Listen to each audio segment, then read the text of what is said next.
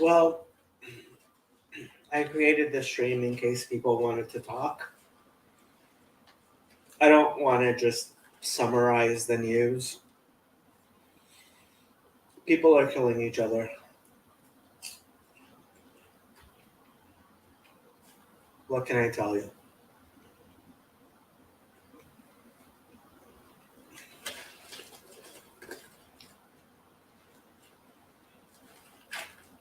Human beings are being human beings.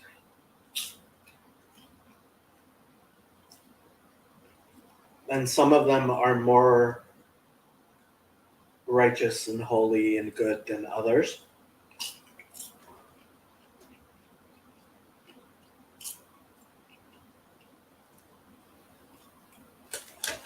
And God help us all.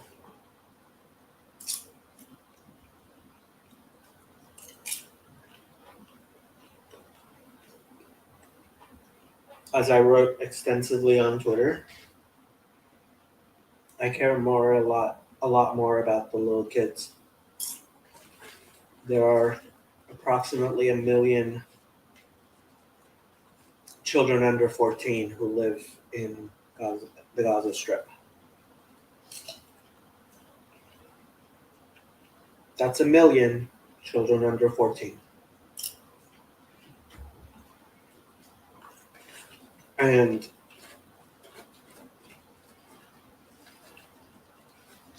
I believe every single parent who raises a child in the Gaza Strip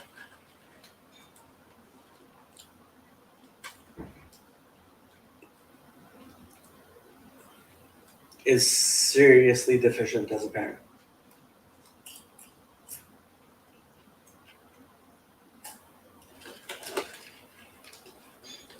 And every child who lives in the Gaza Strip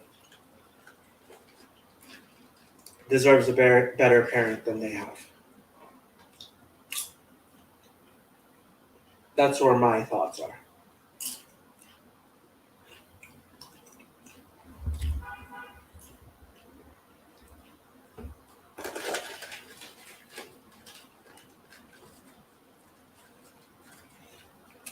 Of course,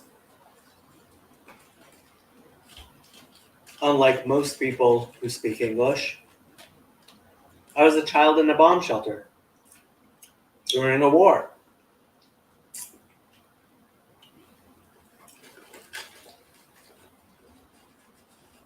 So my perspective is a bit different.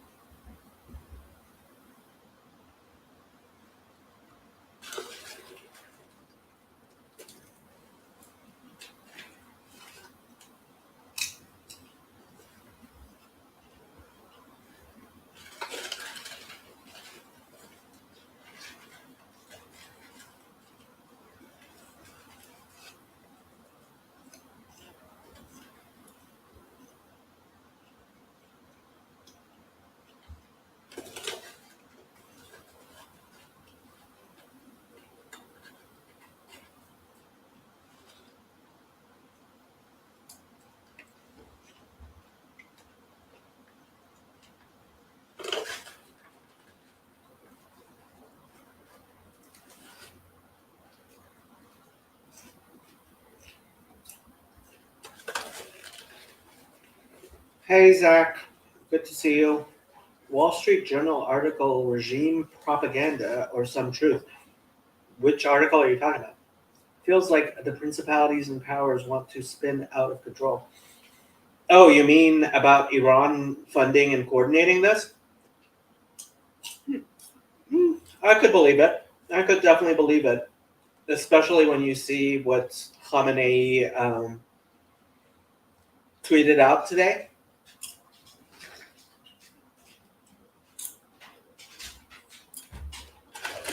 Khamenei is trying to provoke a war. Um, well, okay. Khamenei. Well, first of all, has anybody seen Khamenei in a while? Because I'll tell you a few things about Khamenei.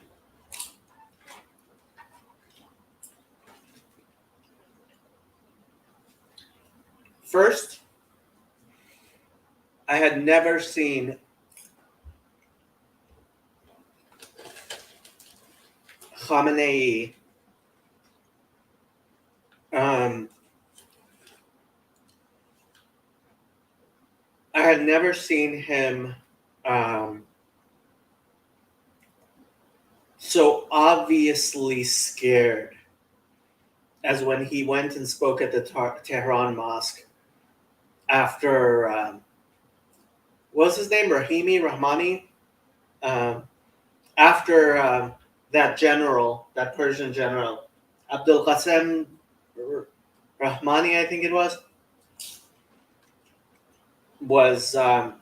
Trump assassinated him. Listening to that speech in Farsi, Soleimani, you're right. Sorry.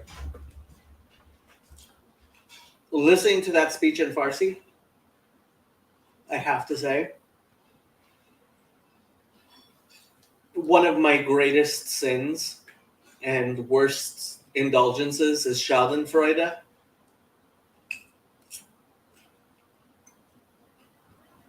Couldn't have happened to a better person. He was literally begging for his life. He really was. Obviously, he doesn't have the same fears of Biden.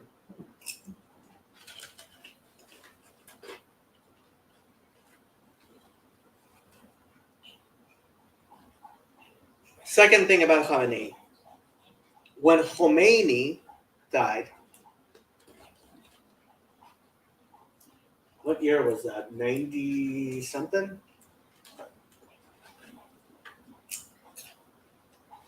What year did Khomeini die?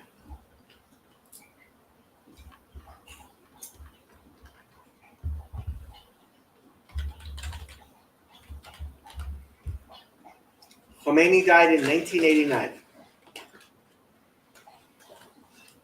When Khomeini died,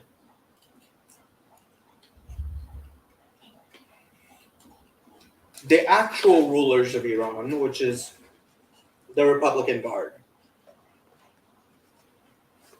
could not find a genuine Ayatollah, a genuine Shiite Ayatollah, who agreed with Khomeini's concept of Velayat al-Faqih, basically theocracy, or theonomy, whatever you want to call it.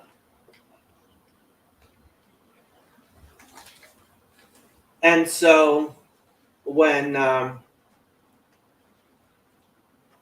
and to this day, they can't find a genuine Ayatollah who supports Velayat al-Faqih. It's a huge problem. Even Rafsanjani, who had been president of Iran, did not have the same views, and frankly was probably too independent as a thinker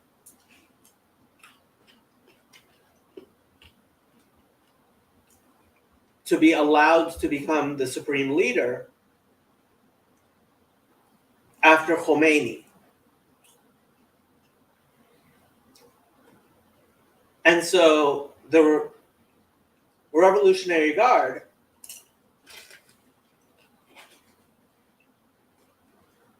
decided to turn Khamenei into an Ayatollah. He's still a fake Ayatollah. You don't. That's not how it works. All right. And now, as Khamenei, is getting older, they have nobody to replace him. The best candidate they have is his son, who is also not a genuine Ayatollah.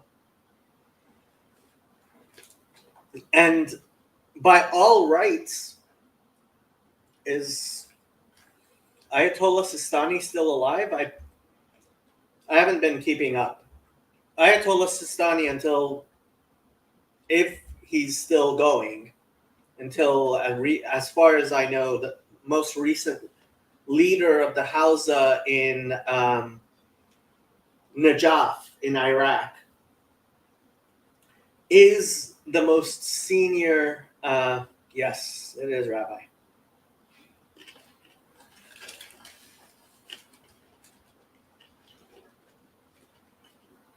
Yeah, a lot of the From world is just coming online. Yeah.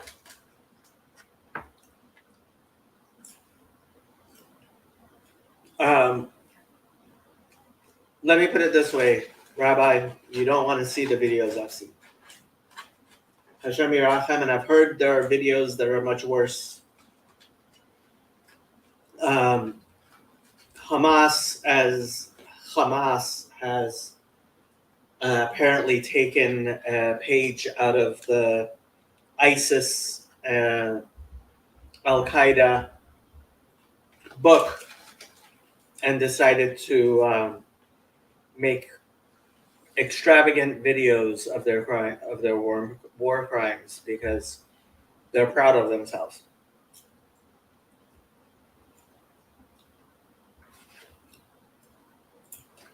In any case, back to Khamenei. So his son is also, so by all rights, the leader of the Hausa in Najaf, being the leading Ayatollah in Shia Islam, and 12er Shia Islam is very hierarchical. By rights, he should get to be the Ayatollah, the supreme leader of Iran, if he wants to. The Republican Guard has a problem. They can't get a genuine Ayatollah who agrees with this concept of Velayat al-Faqih. And as Khamenei gets older, this is becoming more and more of a problem with Iran. And honestly, I mean, if you actually pay attention to what happened during the Trump administration in the Middle East, I'm no fan of Donald Trump. He actually deserves the. Hey, Andre. Hey. How you doing? Good. Sorry, I'm pontificating on the Middle East situation. That's why I joined. Go ahead. So, honestly, Trump deserves the Nobel Peace Prize. And probably, hey, Chad, probably, I mean, Jared Kushner was a huge part of it. Trump's concept of, like, he understands bargaining and bluster and threats and how to actually threaten people better than most Western politicians, I think, ever could. And so the Abraham Accords have been nothing short of completely amazing. And so Saudi Arabia is gaining on Iran in terms of power. Iran is increasingly being weakened. And so, I mean, first of all, I have no idea what Iran is going to do when Khamenei dies. How old is Khamenei? Khamenei. He is.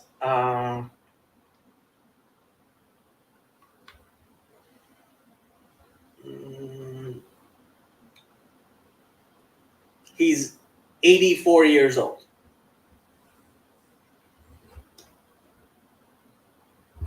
What they're going to do after he passes away is anybody's guess. And so this was a desperation move. This was a desperation move by Hamas. They're seeing the Abraham Accords working out.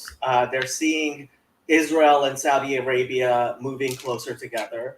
They've lost their support as far as Egypt goes, as far as Libya goes, as far as Iraq goes, as far as Pakistan, Afghanistan.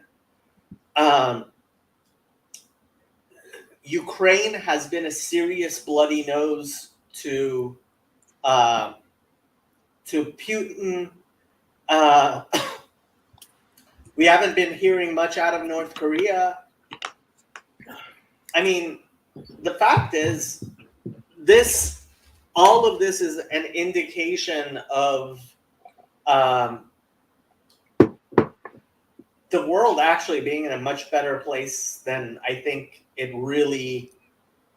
Well, I mean, desperate people turn to this desperate moves, and this was a desperate move. And so, yeah, don't know. I mean, frankly, what I hope is, I think if Israel were to carry this out with due precision and with underwhelming force, so that even the crazy leftists will be left with. I mean, I don't know if you saw Rashida Tlaib's. It took her a day to come out with a statement. Ilhan Omar's statement was, I mean, it was as good as you could possibly expect from her. Rashida Tlaib's statement,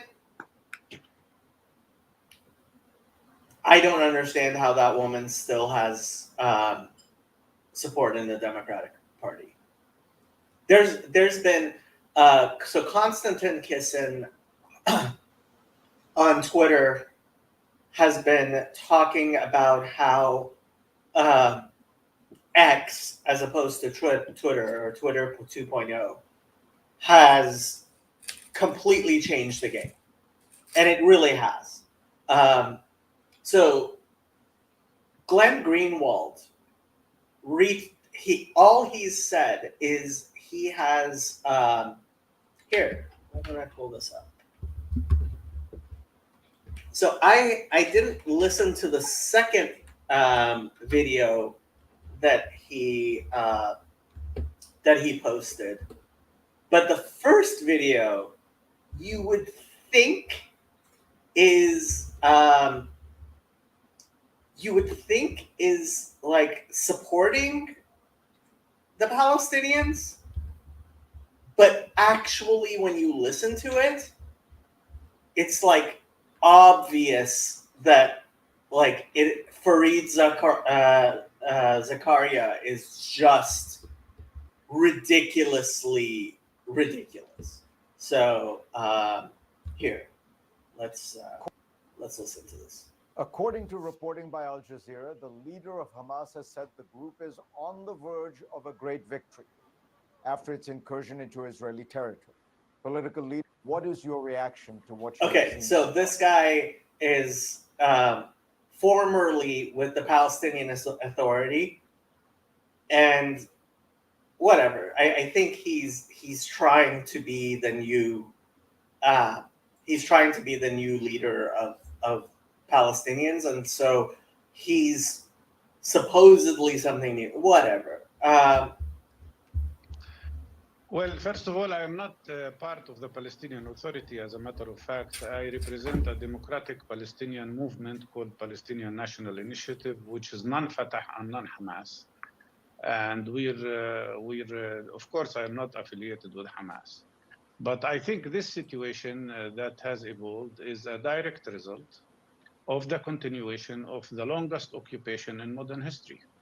Israeli occupation of Palestinian land since 1967. This is 56 years of occupation that has transformed into a system of apartheid, a much worse apartheid than what prevailed in South Africa. A much worse apartheid. Idiotic. Yes, maybe Hamas did not recognize Israel, but the PLO Maybe Hamas didn't recognize. did, and the Palestinian Authority did. What did they get?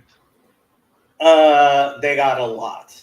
And if you don't realize the difference between Hamas and the West Bank, you're an idiot. Nothing. Since 2014, the Israeli governments would not even meet Palestinians.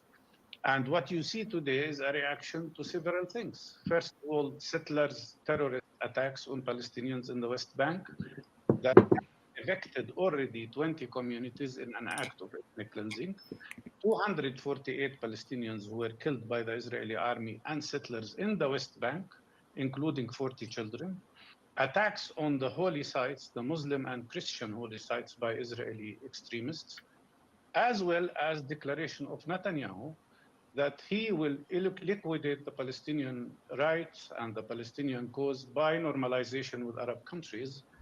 And he dared even to go to the United Nations and carried in the United Nations a map of Israel, which included the whole of the West Bank, all of Gaza, all of Jerusalem, as well as the Golan Heights. He declared the annexation of the occupied territories. So, of course, Palestinians turn to resistance because they see that this is the only way for them to get their rights. The question here is not about dehumanizing Palestinians as is happening and calling them terrorists. It's about asking the question, why the United States supports Ukraine in fighting what they call occupation, while here they are supporting the occupier who continues to occupy us. But let me ask you, if that is the analogy you wish to draw, what Hamas is doing is they're targeting Israeli civilians, women, children, grandmothers. No, they are not. No, they're not. I mean, he's just flatly gaslighting. And anybody who's actually paying attention, like, you've seen the pictures, you've seen the videos, right? And so I really don't know what Glenn Greenwald is doing, like, as opposed to broadcasting anything. He's broadcasting this guy obviously just flat out lying and telling you not to believe your eyes. And, like, I mean, if it without the rest of Twitter, like, if you get your news from CNN, I mean, he says it didn't happen. right? But like, what exactly? Like, okay, for Fareed Zakaria just lets him continue. Is that not a classic terror? Isn't that classic terrorism? They're not fighting the Israeli government. They're fighting ordinary people. That's one way of putting it, but it's not true. It's I not think true. Hamas mainly attacked military establishments, military installations. And Like the video that Khamenei's Twitter account put out of like just gunning down people at a music festival, not true. Not true. Not true. Like, and without, like, if you're just getting your, and I have to wonder if Glenn Greenwald's whole point isn't that well, this is the only statements he's made. He has this video, and I didn't actually watch the second video, but I can't imagine that Christian Amanpour is any less bad than Fareed Zakaria. And so he's just reposting what they said. Like, this is the only thing he posted. And it's right below, right, where he's talking about what a liar CNN is. And like, it's almost comical. Here, I haven't actually watched this. So let's bring in Hussam Zomlot now. He's head of the Palestinian mission to the UK. Welcome to the program. First and foremost, do you condemn what Hamas did inside Israel to Israeli civilians? There are dead and there are hostages. First and foremost, the Western media must really abandon this framework that No answer. has gotten us to where we are today. Okay, but I just want to know, do you support the killing of civilians? Of course not. Of course not. Of course not. So do you Of course condemn not. that? The loss of civilian life is tragic in all sides. And what is happening is extremely worrying and very tragic. And as we speak, the loss of lives, you've counted 70 Israeli deaths. There's more than 200 Palestinian deaths so far, more than 1,600. The Israeli death is over 700. The number of dead in Israel right now, the last numbers I saw is over 700. Entire residential compounds are being wiped out. This is a war crime committed by Israel. What is more tragic, or equally tragic, is the blindness and the deafness of the world and the international community for so many years, of the warnings we have been saying that this was coming. Israel knew that this was coming. Israel knew it was coming. Yeah. So, like, he's like,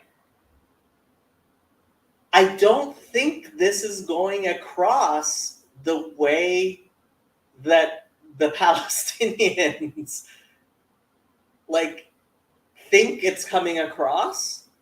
I think you can just let them hang themselves with their own words. I think that.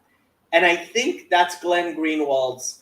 I mean, for people on the left, Glenn Greenwald's actually been pretty reasonable. And the fact is, ever since he's had children, he's become more reasonable. Like, with kids, like, yeah, it's been something very, very different. Yeah. So that's that.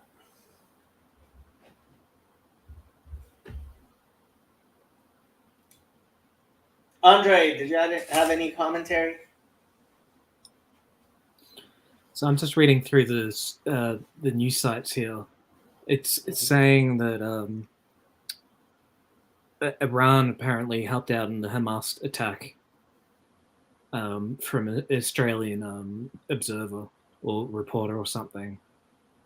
Yeah, that's what Zach was asking about. Is this possible or true? I could certainly believe it. I mean, I don't know how they got confirmation, although I have to say I'm not sure Iran would even deny it.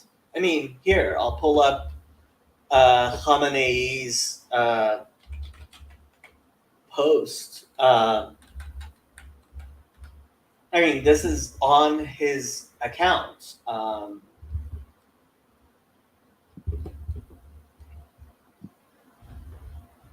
This is the official account of Supreme Leader. And here is his post. God willing, the cancer of the usurper Zionist regime will be eradicated at the hands of the Palestinian people and the resistance forces throughout the region. Al-Aqsa Storm. These were, this is a video of people who were at an outdoor rave music festival, supposedly for peace, near the border. And I won't turn the sound on. People are being gunned down. Jesus. Yeah, I heard something about a music festival. I haven't looked into it so far because there's just so much stuff that's come in. I was talking to a friend on another Discord, and they were saying that if Iran and or Lebanon are involved with Palestine, then it could potentially be a World War III type situation coming up. And I don't know too much about the history, but it feels like an escalation is going to definitely happen. I mean, I don't know. The fact is, this is passive peace hippies getting gunned down. One, yeah. I mean, frankly, yeah. It's I mean, frankly, I think. Yeah, horrible. They came in on paragliders. Video of the rave shows them flying in prior to their attack. Look, I think that is Iran's only hope is for a regional conflagration, because they were losing slowly, and they were tired of losing. And the same is true of the Palestinians. They are slowly losing. And that's why Hamas, I believe, did this, was they have to do something, because doing nothing was just inevitable failure. No. And the same goes for Hezbollah. The same goes for Assad in Syria. The same goes for the regime in Iran. They're dead men walking, and it's kind of like they're losing the chess game. So they decided to kick the board over. So this all happened. From reports I read, it was 4 a.m. Sunday Australian time. I think things kicked off. Do you know what that is, Israeli time? So from what I was aware of, they timed it. So Jewish high holidays in Israel, the high holiday falls only on the Sabbath. Outside of Israel, it falls on 2 days. It was Saturday, so it starts Friday night, and it ended about an hour ago here.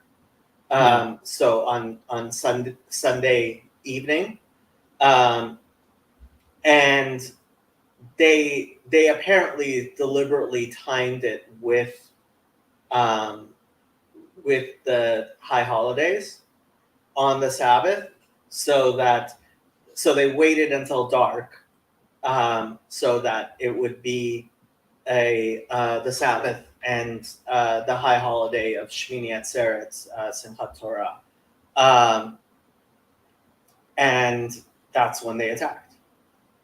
And so it was early in the morning, Israeli time, that people started hearing about it.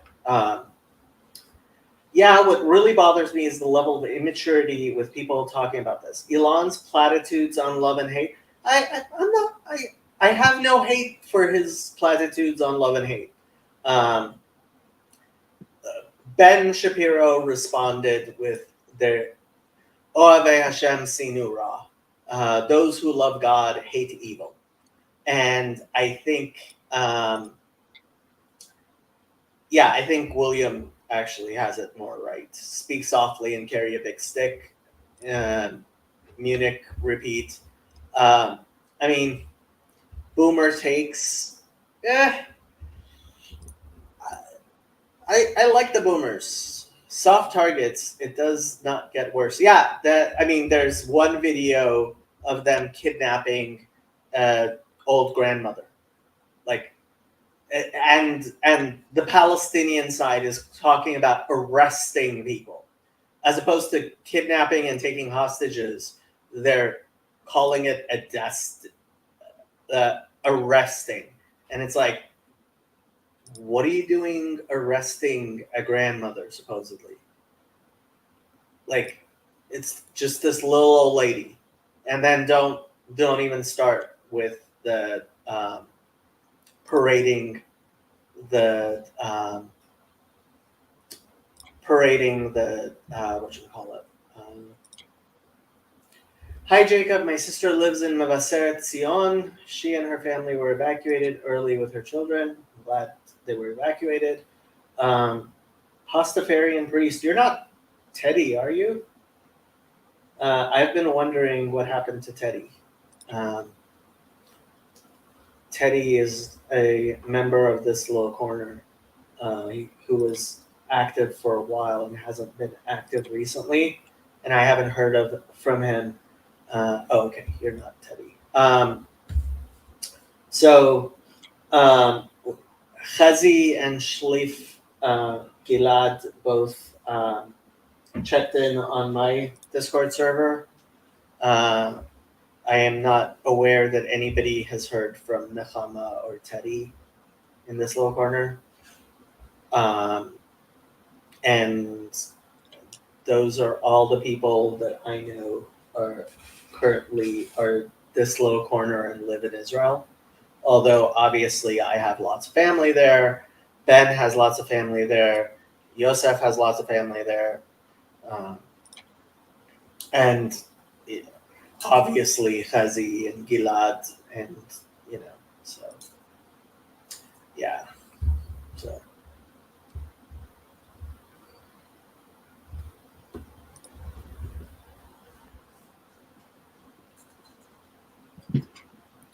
So an odd question, because it was on Shabbat. Someone on one of the Discords I was on was asking about like the IDF soldiers and everything, and because it's on Shabbat, is there some sort of like ratification in like the Talmud or whatever it would be about firing weapons on Shabbat? Yeah, so the Talmud actually talks. The Mishnah itself talks about whether or not you're allowed to carry a sword on the Sabbath if you live in a place where it's dangerous, if at a time of war. And clear answer is yes. We believe that preservation of human life overwhelms any prohibitions on the Sabbath.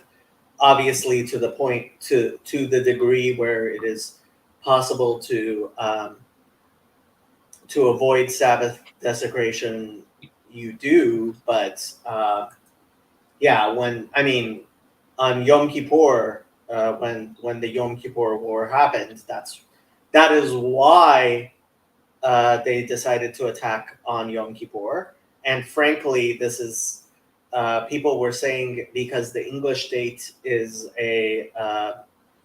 close to the 50th anniversary of the Yom Kippur War, they were trying to kind of do a similar thing.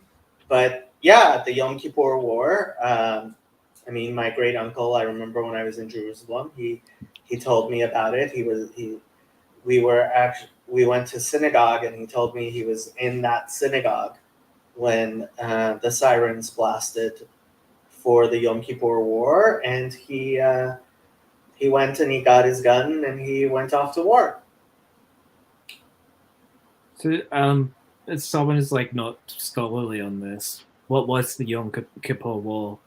Oh, so the Yom Kippur War, what year was that? 60 something? Because that was another 1973.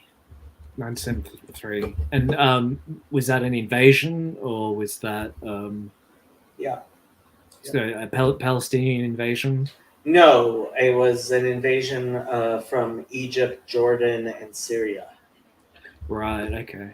Yeah, so the Yom Kippur War, also known as the Ramadan War, the October War, the 1973 Arab-Israeli War, and the Fourth Arab-Israeli War, was an armed conflict fought from October 6th. So, like, it was, yeah, basically the exact 50th anniversary on the English date. 1973, between Israel and a coalition of Arab states led by Egypt and Syria. The majority of combat between the two sides took place in the Sinai Peninsula and the Golan Heights, both of which were occupied by Israel in 1967, with some fighting in African Egypt and northern Israel. Egypt's initial objective in the war was to seize a foothold on the eastern bank of the Suez Canal and subsequently leverage these gains to negotiate the return of the rest of the Israeli-occupied Sinai Peninsula.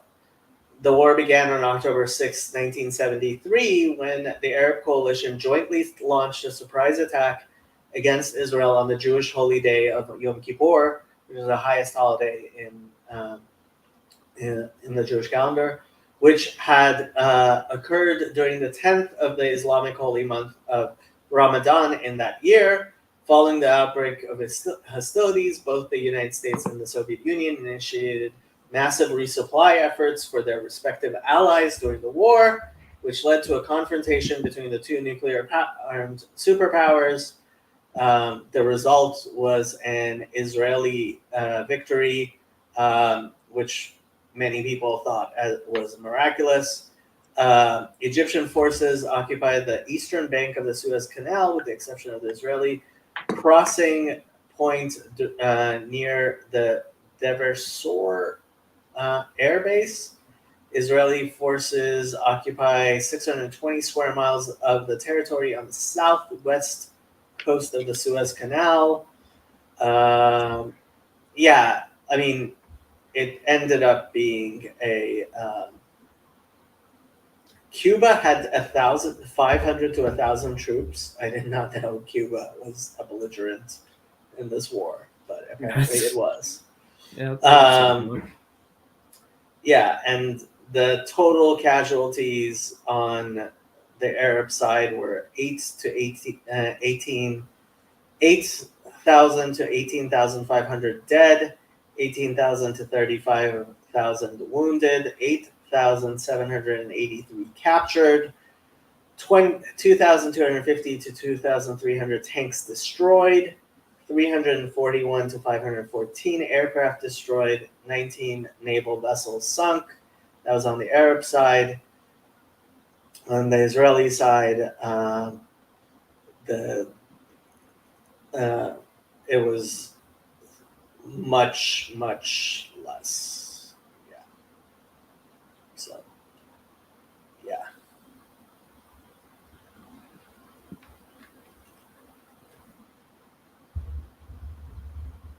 So there could there be some sort of significance of doing it on the 50th anniversary?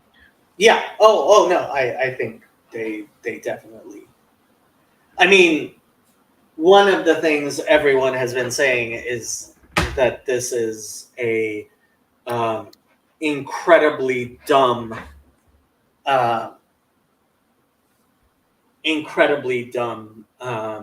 failure of Israeli intelligence. Yeah. Israel should have expected this should have been able to detect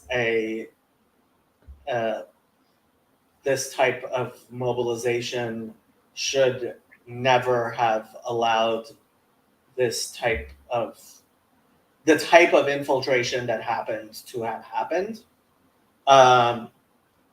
Frankly, I think Ben Gvir should resign, but I thought he should have resigned before he even started. So Is that the leader of Israel currently? no, Bibi Netanyahu is the Oh, yeah, prime Benjamin. minister. Yeah.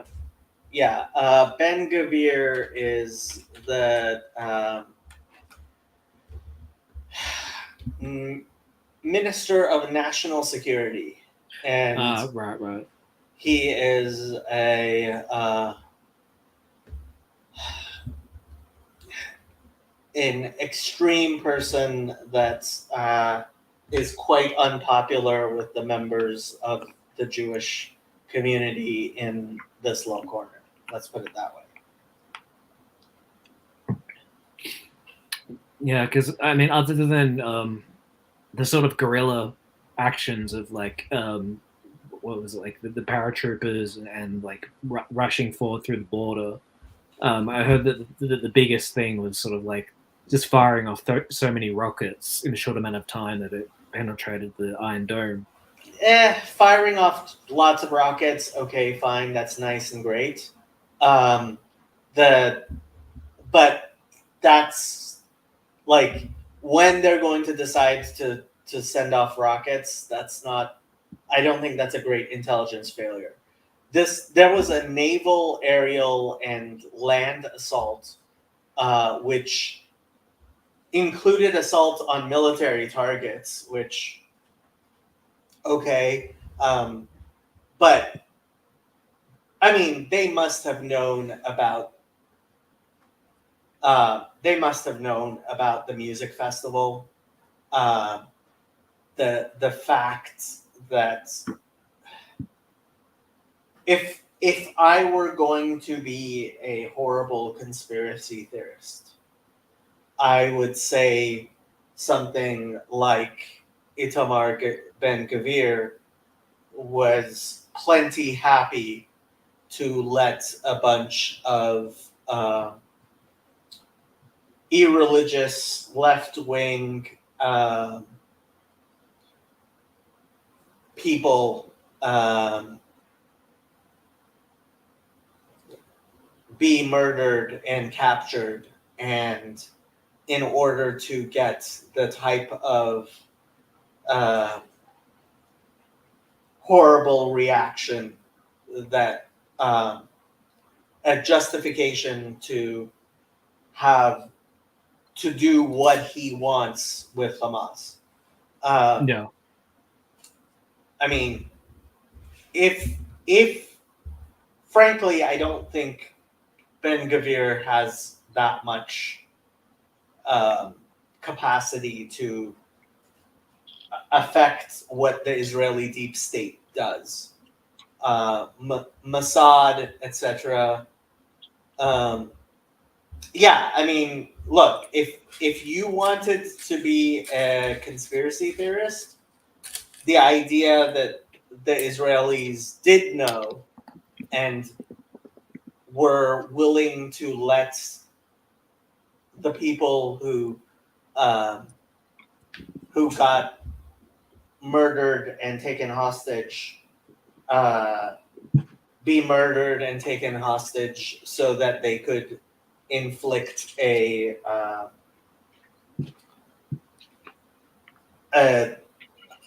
real blow. Like, that's the type of thinking I think conspiracy theorists would do. I will tell you that it is actually a pretty dumb way of characterizing the situation. First of all, because in a democratic state like Israel, with the fragile coalition that exists, like, it's not like Itamar Ben Gvir even as like, I wouldn't put it past him. But that's part of the reason why I wanted him never to have gotten the position to begin with.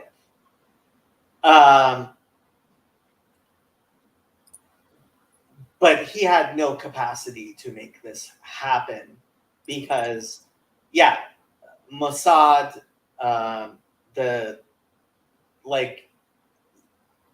this had to be, like, I can't imagine somebody in Israeli intelligence, and Israel has a lot of intelligence, being aware of this, running it up the chain of command, and people throughout the chain of command being willing to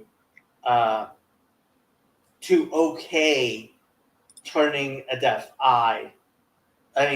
ear or a blind eye to this happening. These are the exact type of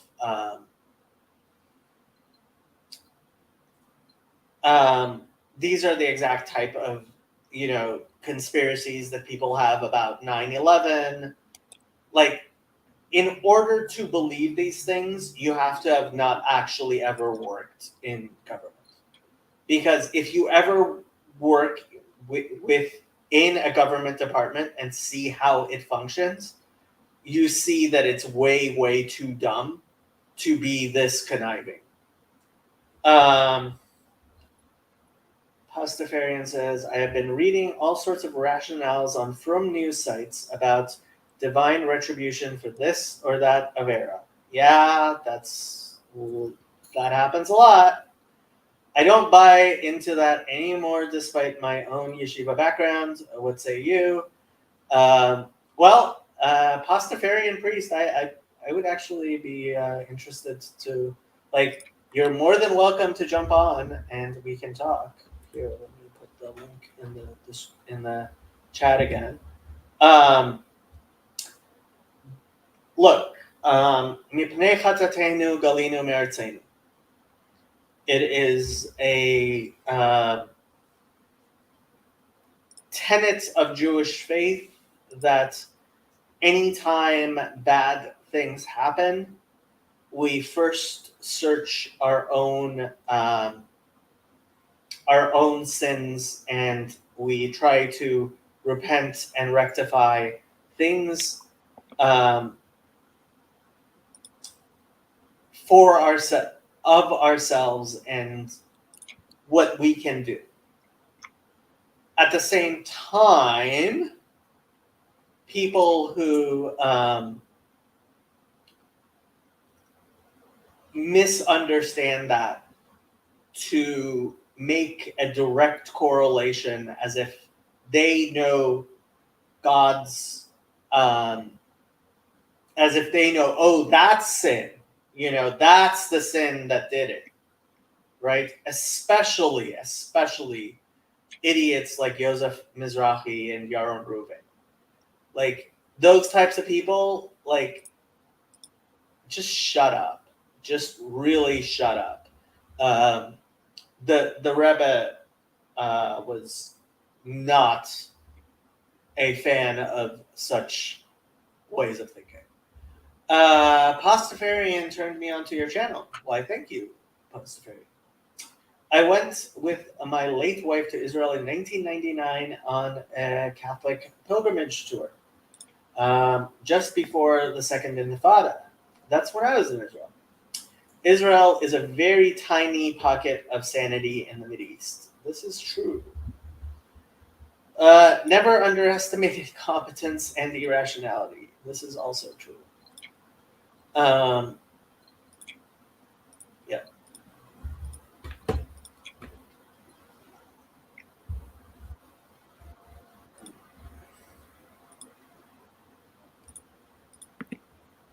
I am going to get a drink.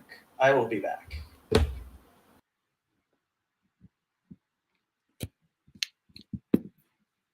All right, I'll just read out any comments if anyone else comes on.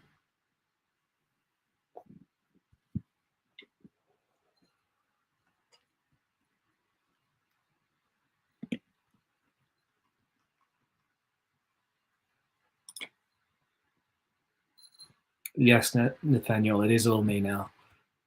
Unfortunately, like I'm not the best scholar of Israeli-Palestinian relationships, so I can only sort of mirror back what Jacob has to say on it. I do know that apparently our Prime Minister, which I say our Australian Prime Minister, was chastised because he didn't reply within 2 hours of the event happening. What did your prime minister not do? So the events happened, I think, 3 a.m., 4 a.m. Australian time, and our Prime Minister tweeted at 6 a.m. And apparently that was a big disgrace because he didn't reply as soon as he could have. Okay. And I think that's quite like reasonable to like not expect the Prime Minister to be up at like 2, 3 a.m. and be on Twitter and be like, "Oh, I've got to make a reply now." And like with our time zone, it's entirely sort of reasonable to sort of wait for the Prime Minister to get up and be like, "Oh shit, better say something." Yeah, like that's just silly. Israel has its own Aboriginal Intifada, does it?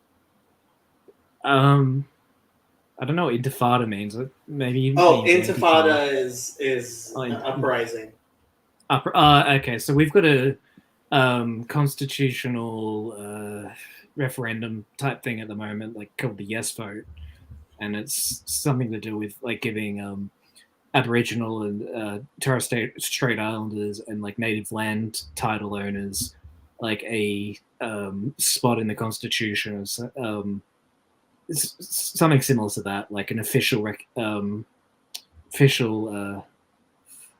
recollection. And from the polling data, it looks like the no votes are like 49% at the moment, and yes is at 42%. Although I saw that from Sky News, which is a conservative channel, so I don't know how much I could really trust that. But from the feeling of it, it seems to me like it was when we had the referendum on whether we should be a republic, where the feeling was like, oh yeah, like why are we attached to the Queen? Like we're Commonwealth, like we can be a sovereign state. We don't need a monarchy at the top. Let's just get rid of them. And then the vote was something like 60% voted no, let's stay in, and 40% being like yes, like we want to be a republic. So the feeling I get is just sort of like a lot of people saying like, oh, of course, yes. But I also live in Melbourne, which is very progressive. So like there were tens of thousands of people going through the streets at one point, apparently, as like a protest / support thing. But even still feeling like the, you know, the layout of Australia, you have like the where I live at the very bottom, which is like progressive. Then New South Wales has been conservative government for a few years, and currently it's progressive. But up the top in Queensland and Northern Territory and such, you get controlled by the National Party because they're all about the farmers and stuff like that. And they always form a coalition with the Conservatives, which are called the Liberal Party, which is kind of confusing. And because that's a big chunk of the country, what you're going to see is that there's going to be a lot of people entrenched in their ways and going like, oh no, like this is pish posh. And also the media here, 75% or something is controlled by Rupert Murdoch's media empire. Interesting. Okay. He's actually conservative. Yes. So he mainly runs the Australian, which is a broadsheet newspaper. And what a lot of journalists say here is that if you want to find out what's going to be in the news tomorrow, read the Australian Today, because the journalists sort of take their cue points from like what we should talk about from the Australian newspaper, and there's just so many outlets that are. It's one of the reasons why Australians have had conservative governments in places like New South Wales and also the federal elections, is because of the control of the media to a conservative angle for such a long time. So I think that that sort of swing is going to. There's a bunch of undecided people who are like, they're sort of for the vote, but they don't know like exactly what it's doing or like why it's so important or anything like that. So they're sort of going like, oh no, I don't want to sort of be pushed to say yes if I don't know what I'm voting for. And also there's some scaremongering by like Sky News and stuff like that, saying, oh well, if we first get the Aboriginals to have this yes vote, then that's what's next. Are we going to like give them a $40 billion funding package for blah blah blah? And it's a bit of muckraking and spin. So it's the vote, I think, is supposed to be in a week or so. I don't know when the results are supposed to come out, but I'm surprised the vote for getting rid of the Commonwealth was even 40% yes. I mean, yeah. I can see what the results are. Let's see. So Don, I don't read Tablet Magazine for obvious reasons. I don't know who Liel Leibovitz is, and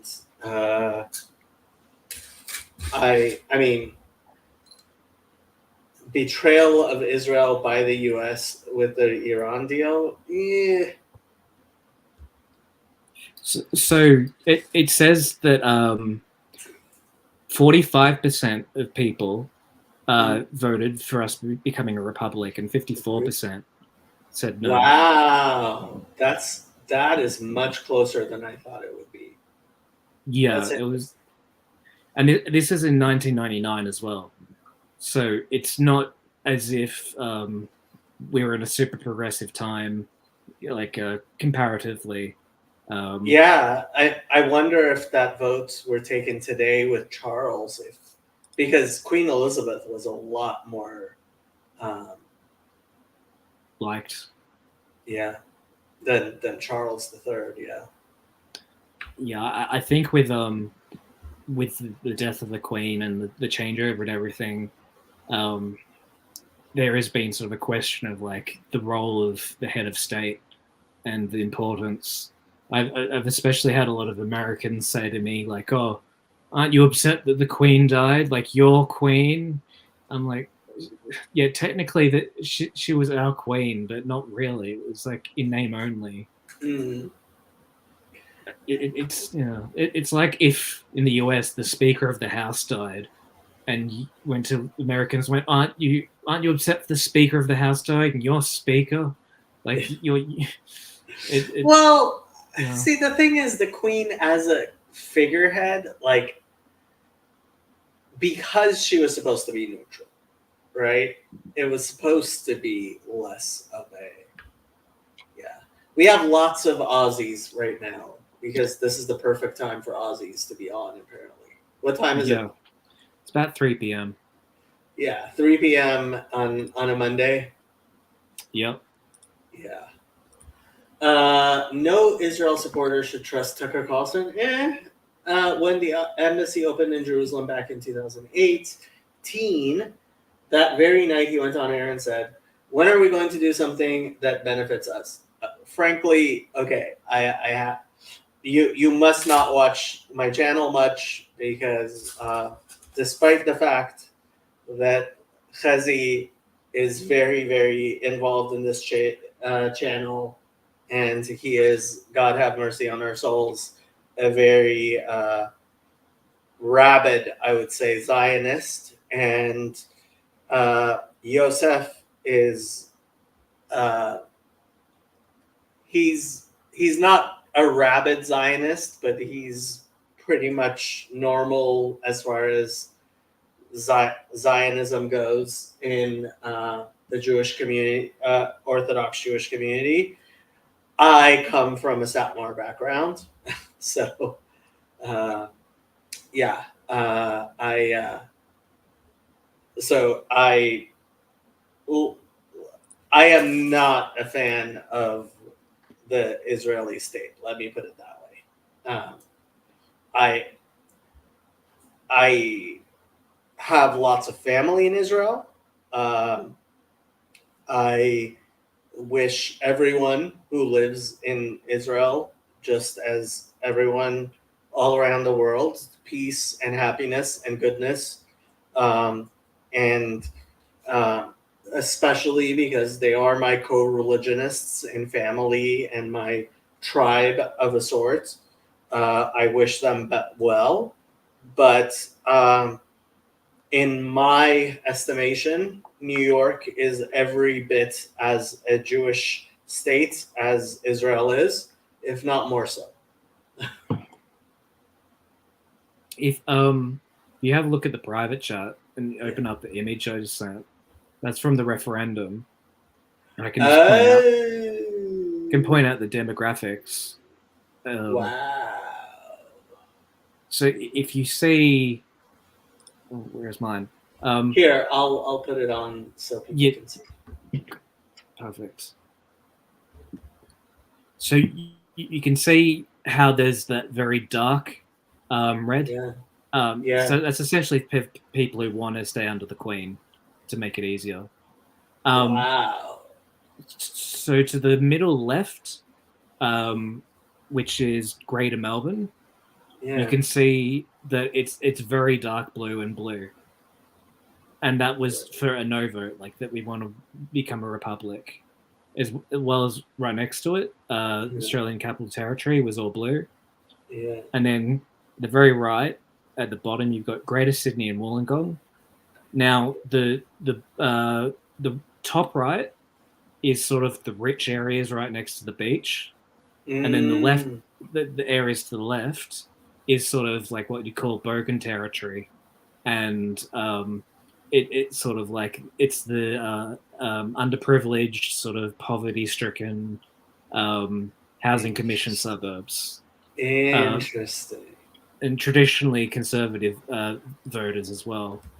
So so I see down in that territory there are a few there are those two counties, it seems those are counties, I guess, which have a darker red in them, close to Sydney, like not that, like in the same province as Sydney, I guess it is. Yeah, those would just be suburbs. Okay. Oh, yes. Yeah. Sydney is like the largest city in New South Wales. Okay. So that you can see New South Wales is like it's sort of like how can I locate it on the map? If you scroll to the right a bit and down, there's a little white patch which isn't filled in. Yeah. That's around where Sydney is in New South Wales. Okay, so this 64 here and 107. So 107 is Mali, and 64 is Gwydir. How do you say that? Gwydir. Gwydir. Okay. Yeah. So those are suburbs? Yes. Okay. So I think that I can't tell exactly because I haven't zoomed in 100%, but you can see that all the areas of concentration of the blue are mainly sort of more rich and sort of progressive parts of Australia. 86, 87, and 88. So that would be Grindler, Sydney, and Wentworth. Yeah, so they're all quite well-to-do suburbs. Uh-huh. Interesting. And So, from reading the list, like 45 Brisbane's the capital city, more progressive. They vote yes. And other areas like it's not letting me zoom in on mine for some reason. But at the Australian Capital Territory, for instance, is the technical capital of Australia. It's like Washington DC, and it's basically just full of parliamentarians, and it's where Parliament House is and everything like that. They vote for becoming a republic because it means more sovereignty, and even though the role of the Queen is somewhat symbolic, she's still the head of state, and it still sort of links us to the UK. So, I mean, we are allied with the UK, and there's like no animosity, and there's no sort of like being told to do like what we don't want to do, but there is still sort of that linkage there of being stuck between it. This is so interesting. I know so little about Australia. And so I don't know if another referendum is going to happen. Again, this is in 1999, so this is what 24 years ago. But there's always been a sort of floating of the Republican referendum debate, whether we should have another one or not. And polling data, from what I can remember, it's always stuck sort of between that 50-50 because there are people who are staunch Republicans, not in the sense like the US sense, but in terms of like a republic. But then there are those who want to stay under the monarchy for whatever reason, because I think it's a more sort of stronger symbolic and governmental tie. In that, like, if someone comes and messes with us, then they have to report to the UK, and the UK has got nuclear subs, and Australia's just got a barely operating military force, to say the least. Well, not so much that. It's just that because of the distance, like no one really has the impetus to come out and invade us because it's such a long trip, and like there's such a big border, and then there's sort of no military advantage to taking over the country. It would be viewed as an act of war and aggression rather than any sort of like resource gain. I think the biggest things we've got are things like mining, and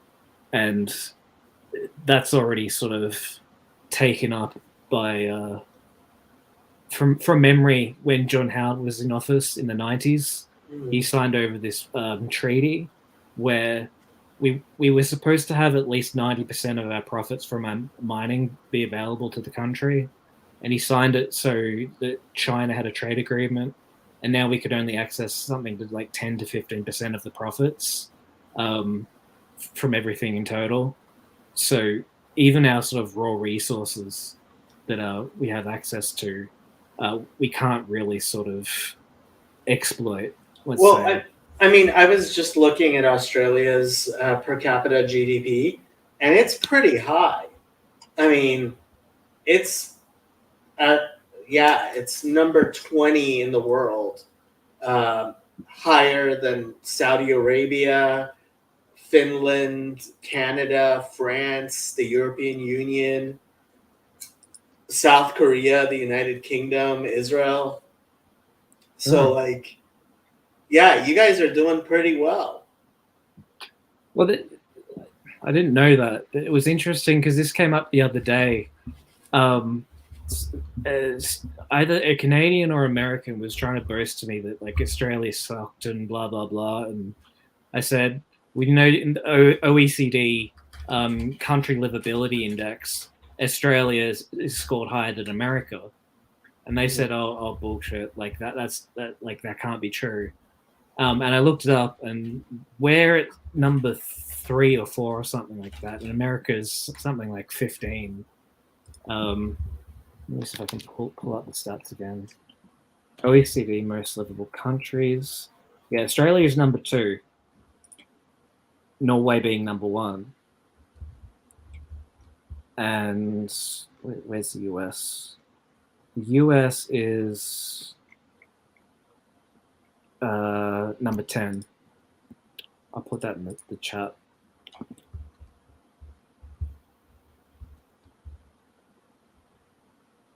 So it ranks with housing, income, jobs, community, education, environment, civic engagement, health, life satisfaction, safety, and work-life balance.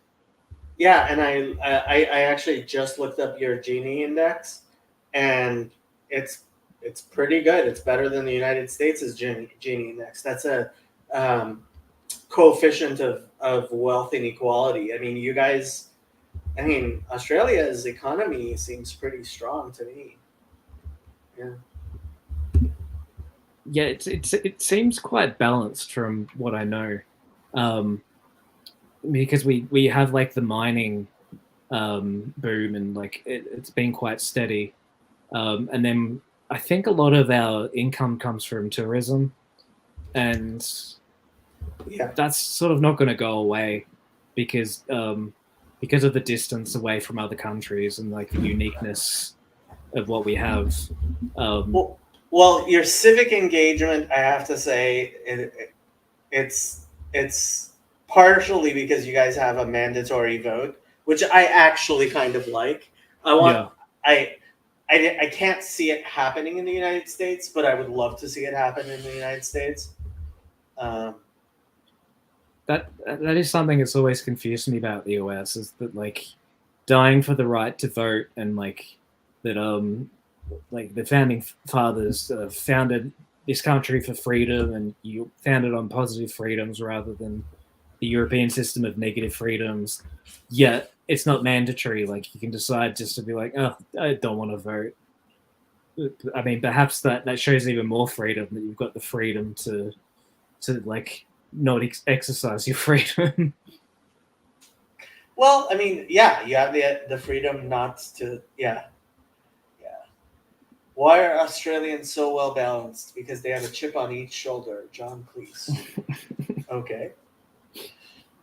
I'm not sure I've experienced Australians having a chip on their shoulder, but if you say so. Yes, we are talking about Australia because Andre is Australian.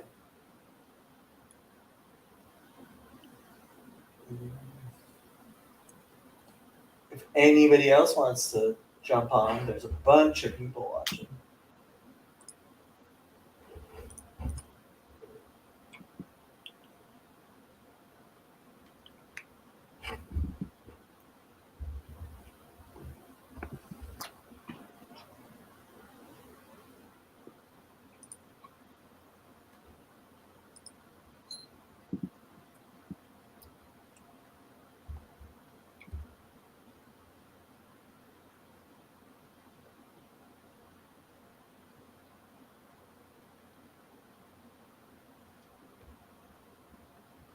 So it's showing the US is quite similar in terms of health compared to Australia, but a little bit less than Australia. Would you say that the disparity between the US and Australia is because of insurance set up in the US healthcare system? That's always been my view. I think the difference is very quite clearly the percentage of immigrants we have and the ethnic diversity, and our health system is far more strained than yours is. Simply having ethnic diversity the way we have it is strains the medical system, because different people, like what a lot of people don't like talking about is healthcare concerns are very different if you're African American or you're European American or you're Latin American, right? Or you're East Asian, right? So Yeah. you have different genetics, you have different proclivities to different things, and you're just so just generally public health. If although funny enough, right before I jumped on, I was writing a paper for a class of mine, and I was talking about how the Australian health system, I think we should move more towards the Australian health system here in the United States. You guys really do have one of the best health systems in general, the way it's set up. But at the same time, I think because of just our economy, our level of innovation, our level of like our healthcare is, we spend incredible amounts of money on healthcare, like in ways that are actually, we overspend on healthcare. We really do. And especially on end of life care, like our Medicare system is for the very sick and very elderly, is for the elderly and the very sick. And Yeah. so our Medicare system, and for the poor. And so we spend so much money in like the last year of life that no reasonable country could, would, or should. But our system is just so messed up. In hospice care. No, we people end up in the hospital for months. Like, yeah, like people end up in the hospital for months when they're about to die, whereas in most places they would end up in a hospice. Like we don't actually like let people die the way other places do. We spend incredible amounts of money keeping people alive just for. So there's this thing, it's called quality adjusted life years, dollars per quality adjusted life year, right? Which is a measure of how much money you're spending to add a year of quality life to a person's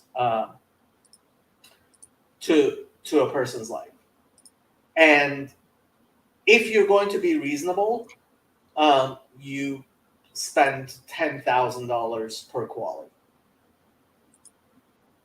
If you want to be extravagant in medical situations, $100,000 per quality.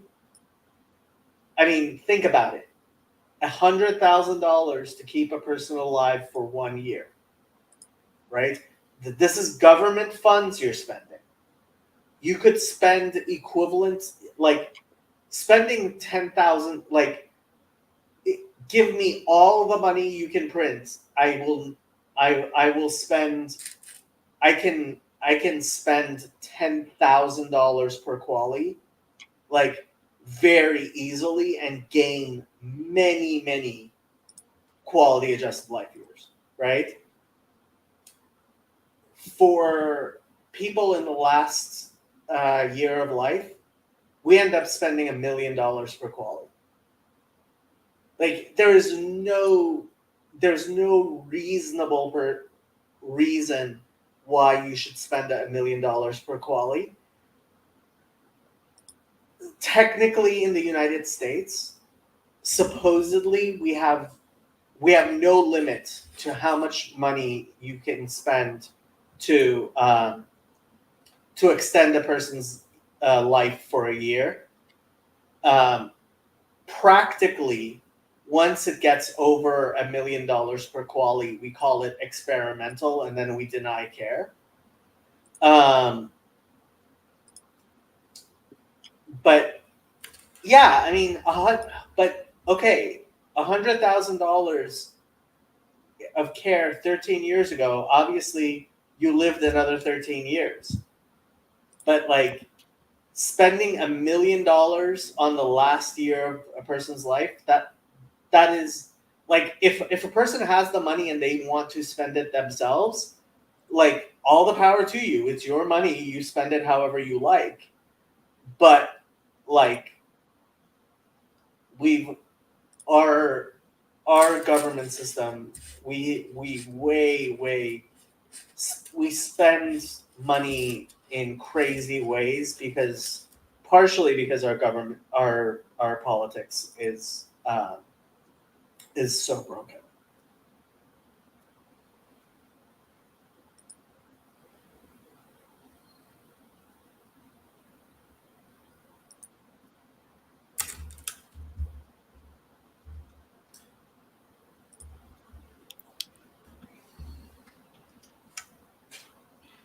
Yeah, that's pretty insane.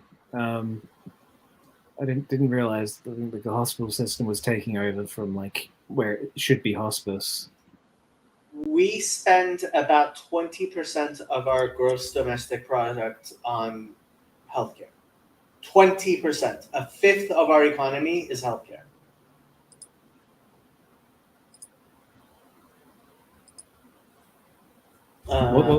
What's the percentage that's on like military investment?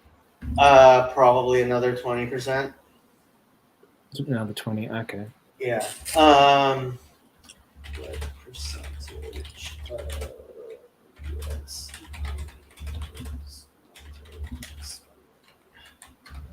military spending? No. Military spending is like in the United States is 3.45% of GDP.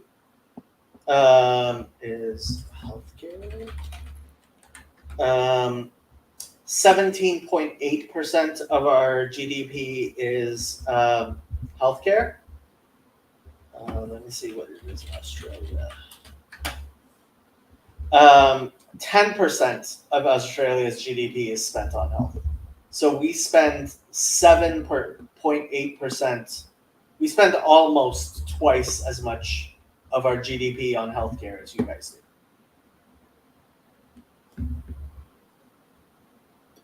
Yeah, I don't know if it's my StreamYard or if it's your connection, but I'm getting lagging video on your end. By the way, it's probably my end. It might be. I sometimes green screen because of my video, because of my camera, but like, yeah. I'm just closing a bunch of things, and I've got some stuff open. Let's see.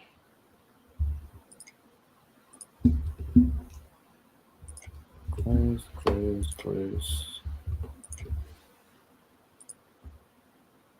So I've noticed sometimes StreamYard will sort of just do the Discord thing where it just starts to like decide it doesn't want to work, and you have to like close and reclose it. But I'm also using Chrome, which is like a big memory hog. So it is. Yeah, it's a huge one. Like there's programming jokes about it even, that like you have one Chrome instance and you say you have like 5 tabs open, it's gonna have something like 50 megabytes of memory for like each tab, and then sometime I've had my system freeze because I've had too many Chrome tabs open. I had like Discord open as well as in the app. And I mean, I've only got 8 gigs of RAM on this MacBook, but it's very inefficient compared to other browsers. But I prefer like the integration with Google, and you can sign in and sync and everything. Yeah, I have way too many Chrome tabs open at all times. Like, yeah. I'm very Chrome. There was it was, I think on Bridges of Meaning, or it was on the John Viveki server. I was talking to this guy about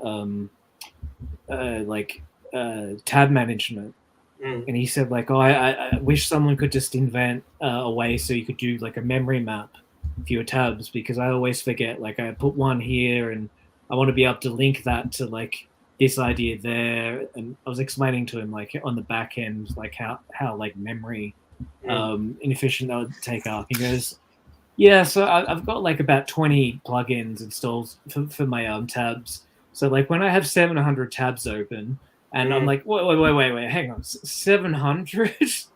Like, I have ADHD, but like I haven't gotten to 700. Yeah. So what's actually started happening is I have different tabs open on different computers. But that's the only thing that sometimes gets crazy is I have to ship tabs from one computer to the other. And that's actually been pretty useful, being able to ship tabs from one computer to the other. But yeah, 700, yeah, that's a lot. Well, and Chrome also has this thing where like if you've got Chrome on your iPhone, and then you've got it on your MacBook, it'll keep track of like what you're doing at each stage. Oh, hello, Garth. Hello, Jacob. Hello, Andre. Andre, it's been a while. We've talked.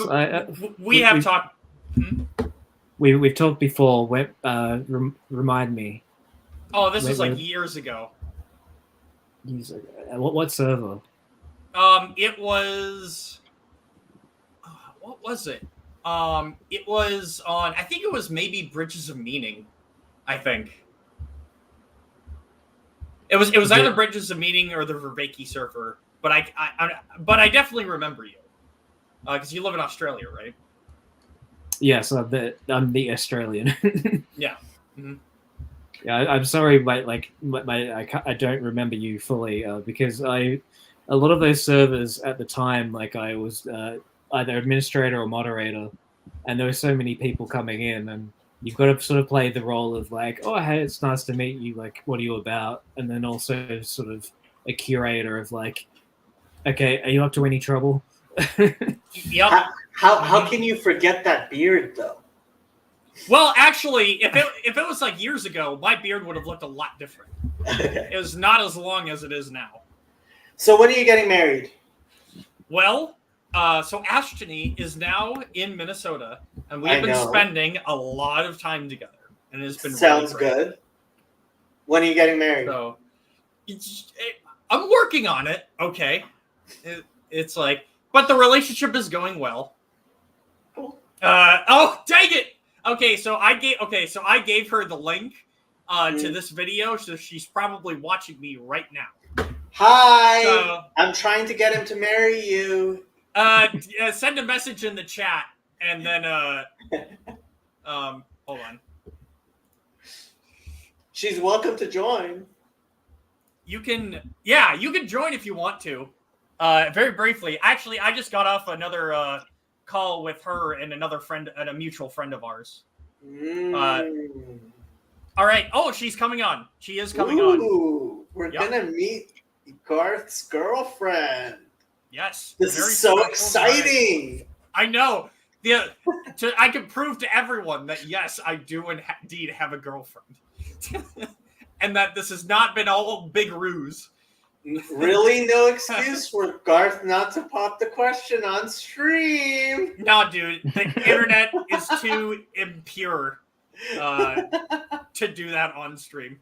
Yeah. She said no already. Oh wait, she meant she meant no to popping the question. I hope she's still coming on. Yeah. Oh, she's just going to be in chat, but that's her. Yes, I know that's her. Okay. I recognize the name. Gotcha. The Hebrew name that she has.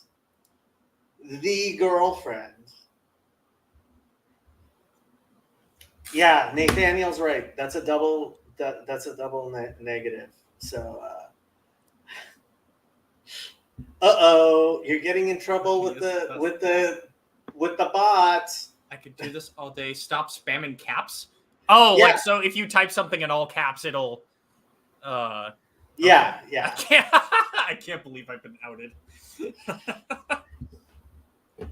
Yeah, so man, okay, so yesterday I Yeah. heard the news about what happened in Israel. Yeah. So Yeah.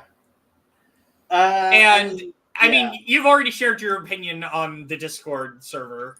So anyway, Yeah. Yeah. I just Caps lock is cruise control for cool. It Yep. is. That's right. Yes. And by the way, my girlfriend, she does have a YouTube channel. You know. That's how I knew the name. Yep. And if you guys want to check it out, she does video essays and a lot of gay stuff on there. A lot of gay stuff.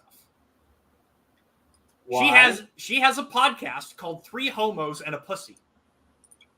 So, and it is three gay people and her. So it's three homos and a pussy, and they just kind of talk about gender politics. Gender politics. Yeah, pretty much. Like maybe they'll comment on, yes, she is not gay. Thank goodness. Glad to hear your hopefully soon to be fiance is not gay. Yes, that would. That would make things difficult. Yes. Yes. Yes. But no, things have been good here. So hold on. She's not some sort of feminist, is she? I like to say she's like a feminist, but in like the Mary Harrington kind of way, you know? Okay. So That's- like the best type of feminist you could possibly be. I look. Yeah, if you watched, I would actually be interested in her reaction to my video on Cassidy's channel. Did you see that? You know what? I can look it up and then send it to her. Yeah, I would be interested in her. I'm guessing she would agree with me. I also have a video with Anthony from who's from Arizona as well, and it's called "Feminist Destroyed with Facts and Logic," where I destroyed Anthony with facts and logic. She does not, but I think she's kind. Yeah. So, yep. Mm-hmm. Yep. Yeah, I mean, Mary Harrington is my type of feminist. What is Cassidy's YouTube channel? Now it's called Cassidy Information Addicts, or did it change? Vander. Yeah, it was Information Addict, but I think she changed it to her name. Now it's what's her name now? Vanderkamp? Cassidy Vanderkamp? Yeah, Van Vanderkamp. Oh, Van yep. Vanderkamp? Found it. I'll double check. So now I just have to find the video that has you in it, basically. Well, you could do that just by going to my channel, going to the playlists, and then my conversation playlist is somewhere here. View full playlist. And where's the episode 31? Hot takes from Jacob the Sexist Feminist. There you go. Let's see.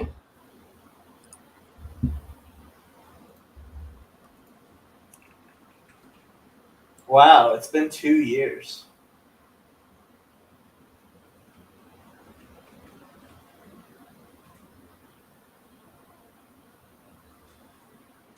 Okay. Let's see. All right, let me take another look at your playlists. Is it Conversations? Yeah. Okay. Here, I can put the link in the chat. Okay.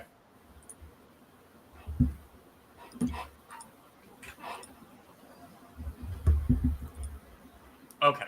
Gotcha.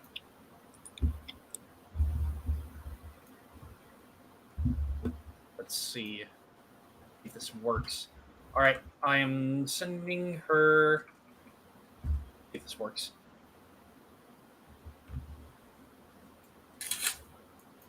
So did you ever end up using that joystick?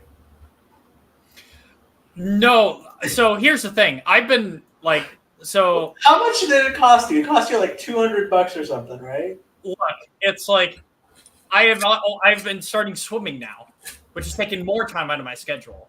I'm glad you're swimming. Swimming is much better than playing with a joystick. And on the weekends, I'm basically spending time with my girlfriend. So Spending time with your girlfriend is much better than playing with your joystick. yes, and so I haven't forgotten about it, and it is something that I do want to eventually get set up, but it just hasn't. Again, it hasn't been on the priority list. It's much better to let your girlfriend play with your joystick. Yes, that is true.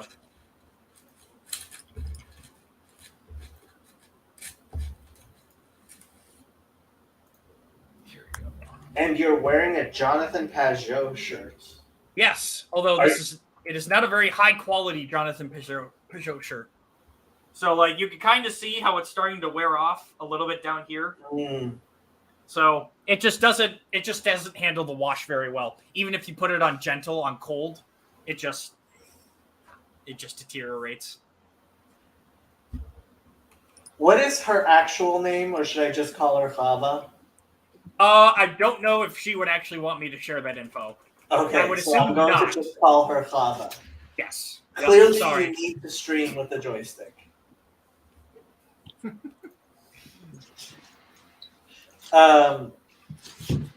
Yeah, what was I going to say? I was going to say something about. Are you going to the Symbolic World Conference? Symbolic? No, I don't think so. It's in Florida in February. Yeah, I'm definitely not going to that. Why? Definitely. Well, because just wiggle it around. Now she wants me to be a video game streamer now. There you go. Which honestly, you know what? I probably could, to be honest. Like it'd probably be easy, but I have like zero passion to do that. Hey, you just be earning your money by pushing buttons, same as you do now. That's true. I earn money by pushing buttons at work and pushing buttons at home. There you go. Yeah. Oh, by the way, Cav, that's my phrase for Jacob whenever I tell them that I'm at work, is I say that I am pushing buttons. Yes. So that's what I do a lot of. Cav? Say it correctly. It's Chava. See, okay. Chava. There is no way I'm going to do that because I have called her Cav for the longest time. But it's So- Chava. I know it's Hava. Yes. And you are Dutch, so you're supposed to know. So you're supposed to be able to do your ches. I'm Dutch? Aren't you Dutch? I Not thought you were even. Dutch. Oh no, I'm mostly Swedish and Norwegian and German. I don't have What? a single hint of Dutch in me at all. Hold on. The Swedish, Norwegian, and German are all Dutch. No, they're not. Yes, they are. They're totally different. No They way. are all the exact same thing. No way. It is Maybe all Deutsch. Germans, maybe, but Swedish and Norwegian, nah. No, you can't convince me on that one. Hold on. They- Swedish is a Dutch language. I am pretty sure Swedish is a Dutch language. I mean, yeah, they're probably yeah, there we go. My girlfriend's right. Yeah, it's North Germanic. Come Yeah. on. Like, okay, yes, they are Germanic languages. Like, yes, I No, agree with it's that. North Germanic. Okay, all right. Like, yeah, North Germanic languages. Let's see. The North Germanic languages make up one of the three branches of the Germanic languages. West Germanic languages, East Germanic languages. Well, East Germanic languages are extinct.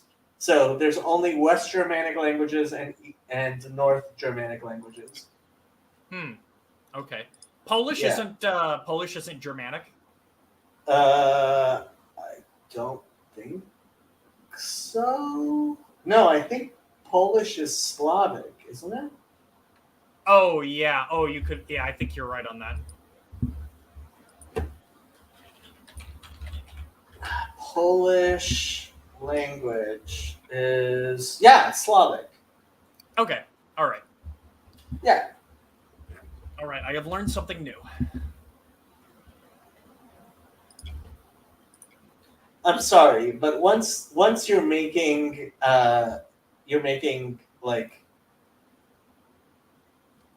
differentiation between Germanic languages, it's all the same to me.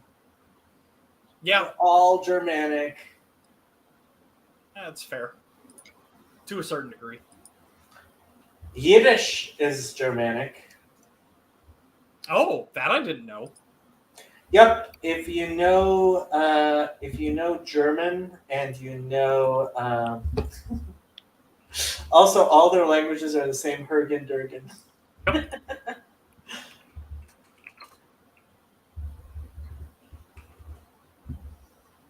All white people are the same. I'm assuming she's white.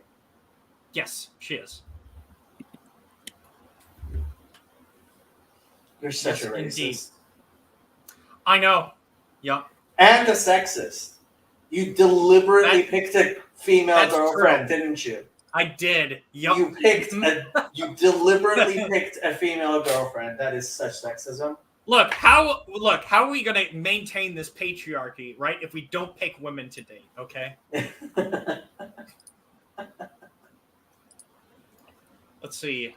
Well, yep, West Germanic. Historically spoken by Ashkenazi or originates from 9th century. This is just Wikipedia. I was surprised how closely it is. And you picked her for being cis. That's right. That too. Yep. What's pick me syndrome? Oh no. Okay. All right. So, pick me is kind of like, how do I describe it? So it's a feminine thing. Man, my girlfriend would probably describe this better than I can, but I'm gonna do my darnest. So pick me is like, think of guys, right, who like are muscular, right, and are always like trying to show it off to get women, right? Okay. So like, and when you're a woman, right, you're always like beautiful and tries to show they aren't like. Oh, there we go. Yep, that's exactly it. Yep, that's a perfect explanation. Cornus Natali says girls that claim to watch football. That too. Mm-hmm. Yeah, but this is like, pick me is like in the vocabulary of like YouTube politics channels, kind of, and lately, yeah, just to get guys' attention, and it gets thrown around to people like, just like basically most women, like that talk about politics on YouTube, sometimes will get called like a pick me girl, especially if they're single and whatnot. Okay. I have to default to my most misogynist joke ever. Mm-hmm. Never trust anything that bleeds for a week and doesn't die. Actually, she probably would really like that joke.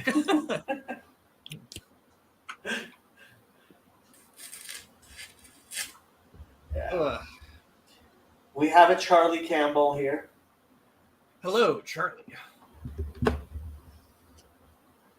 Another Midwest guy. Oh yeah, I know Charlie. I tried to get on the Just Chatting.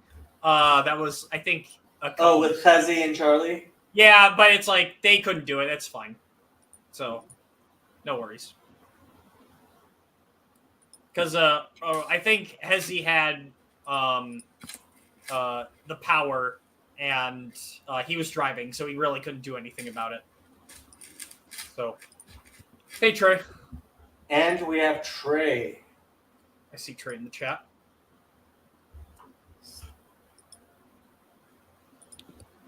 Oh, so Yiddish is written in Hebrew alphabet. Yes. Interesting. There are several languages that are just some language written in the Hebrew alphabet. So Ladino is basically just Spanish written in the Hebrew alphabet with a bunch of Hebrew in it. Interesting. And Judeo-Arabic is basically just Arabic with a bunch of Hebrew in it, written with the Hebrew alphabet. Okay, let's see. I just clicked on Hebrew alphabet, and let's see. Most notably, Yiddish, Ladino, Judeo-Arabic, Arabic, Judeo-Persian. Judeo-Persian is just Persian written with a Sure. Full Israel. Huh. Okay, I actually didn't know that there were other languages that uses the Hebrew alphabet other than Hebrew. So this was part of the thing. So Jews were merchants all over the world, and because they had the same liturgical language, they could communicate with each other in Hebrew, right? And so they would go places and be able to communicate wherever they were because everybody knew some Hebrew, and they would have the Hebrew alphabet with whichever language they were, and so like it was part of the Jewish merchant thing of having an alphabet. So even if in Iran, even like if you were communicating in Farsi, you would write in the Hebrew alphabet, and only another Jew would be able to read it. Okay. Yeah. Huh. I have no idea why they're talking about computer languages in the chat. Yeah, that's me. Someone said Perl is in like Perl, and that's a programming language. Uh-huh. Oh yeah, you're a tertium comparationist, Yes. right? Yes. A what? It's the long username that's too hard to say. Oh, okay. Tertium Comparatione. What does that mean? So it's something to do with metaphor, and it's let me look it up again because it's got a weird explanation. I was trying to look up something interesting to put my YouTube username as. So it's from the Latin. It's the quality that two things which are being compared have something in common. The point of comparison, which prompted the author of the comparison in question to liken someone or something to someone or something else in the first place. So examples are like, necessity is the mother of invention. Objects of comparison, the relationship between the mother and child, relationship between necessity and invention. The tertium comparatione is source, where something derives from. Or if they are two souls be two, they are two so. So it's just like a rhetorical, metaphoric, and like linguistic part of phrase. Okay. Yeah, And it's then- not entirely super interesting, but like I was searching through Wikipedia links of interesting looking names which weren't sort of like too obnoxious or like too complex, and I thought, oh, that sounded good. I went really simple. I just used my last name. Well, I did have a 4-letter username for a long time because I registered in 2006 and I had FSCK for file system check. And too many times I had people thinking like, oh, you got around like the swearing censor, like you're trying to say the F word. No, that's not it. Oh, funny.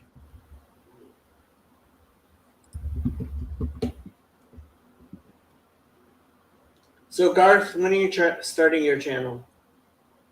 My channel, it's like, man, oh wow, Wow, it's been a long time ever since you asked me to start my YouTube channel. Yeah, well, I was trying to get you to start a channel before I was trying to get you to get married. But now that you have a That's right. girlfriend, it's more important to get married than to start a YouTube channel. That's right. Yeah, I just don't know what I would do in my YouTube channel. It's like, I don't know if I would just be like, I don't know, making like just just like meme content or whatever, or if I just wanted to do something simple like gaming streams or whatnot, or just like, or like obviously every now and then something I find interesting that I would talk about for like 2 minutes or something. I don't know. It's like, yeah, Figure it out, make it happen. Lifestyle. Man, You guys that's can, tempting. when you get married, you can have the Mr. and Mrs. Live stream the wedding. There you go. See, We could do that. there you We go. could do that. That could be my first video on my YouTube channel. You have told her that I insist 4 is the minimum number of children, right? Oh yeah. 4 Well- is the minimum number of children. Yep. Well, you know what, Cav, you'll have to let us know what you think of that in the chat. I have no problem with that.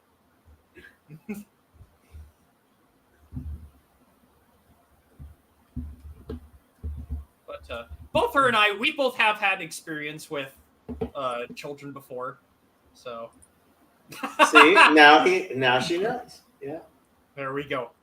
4 is the minimum number of children. It is the minimum. Less than 4, it's just child abuse. There you go. Well, I don't know. I grew up with 2 other siblings. It was all right. Well, All right. yeah. If there are cousins and stuff around, I think Oh, yeah. you can still have. I think you can still have normal. Like you can still raise a normal child if there are cousins around. But yeah, see, Mhm. yeah, I think like with only one sibling and certainly with no siblings, you end up just not learning how to properly socialize with other people of your age. I do agree with that. That I think it is helpful for like kids to have other siblings with them, because yeah, it does help with that socialization. And it helps realize your parents aren't everything and all that. Like, I think especially kids that are single children, like they're the only child, I think their parents play a way outsized role in their life. And no human being is a good enough parent to be able to shoulder that properly, I think. You know, I have a good friend that was an only child, and I've kind of asked him what it was like, and that he said, you know, what tends to happen is that the really good friends that you become with as like kids, you tend to see them as brother and sisters now, instead of any brothers and sisters that you would actually have in your family. And so that's kind of what tends to happen with only sibling children. If they're normal. Yes, if they're Yeah. yes, There, correct. There are way too many single children who end up not being normal. Oh, really? Yeah. Huh. Yeah. I think as a major, I mean, I would love. I should probably Google it or something. Is there what would I Google? Is there a correlation between being an only child and mental health issues? Only child syndrome. We've got a sampler in the chat. William, only child here, can't recommend. Yeah. So, according to Medical News Today, there is no reliable evidence that being an only child significantly affects personality and behavior. Yeah, I don't know if I believe that. Attachment issues, it's possible. Okay. Results showed that urban-only children. No, that's not it.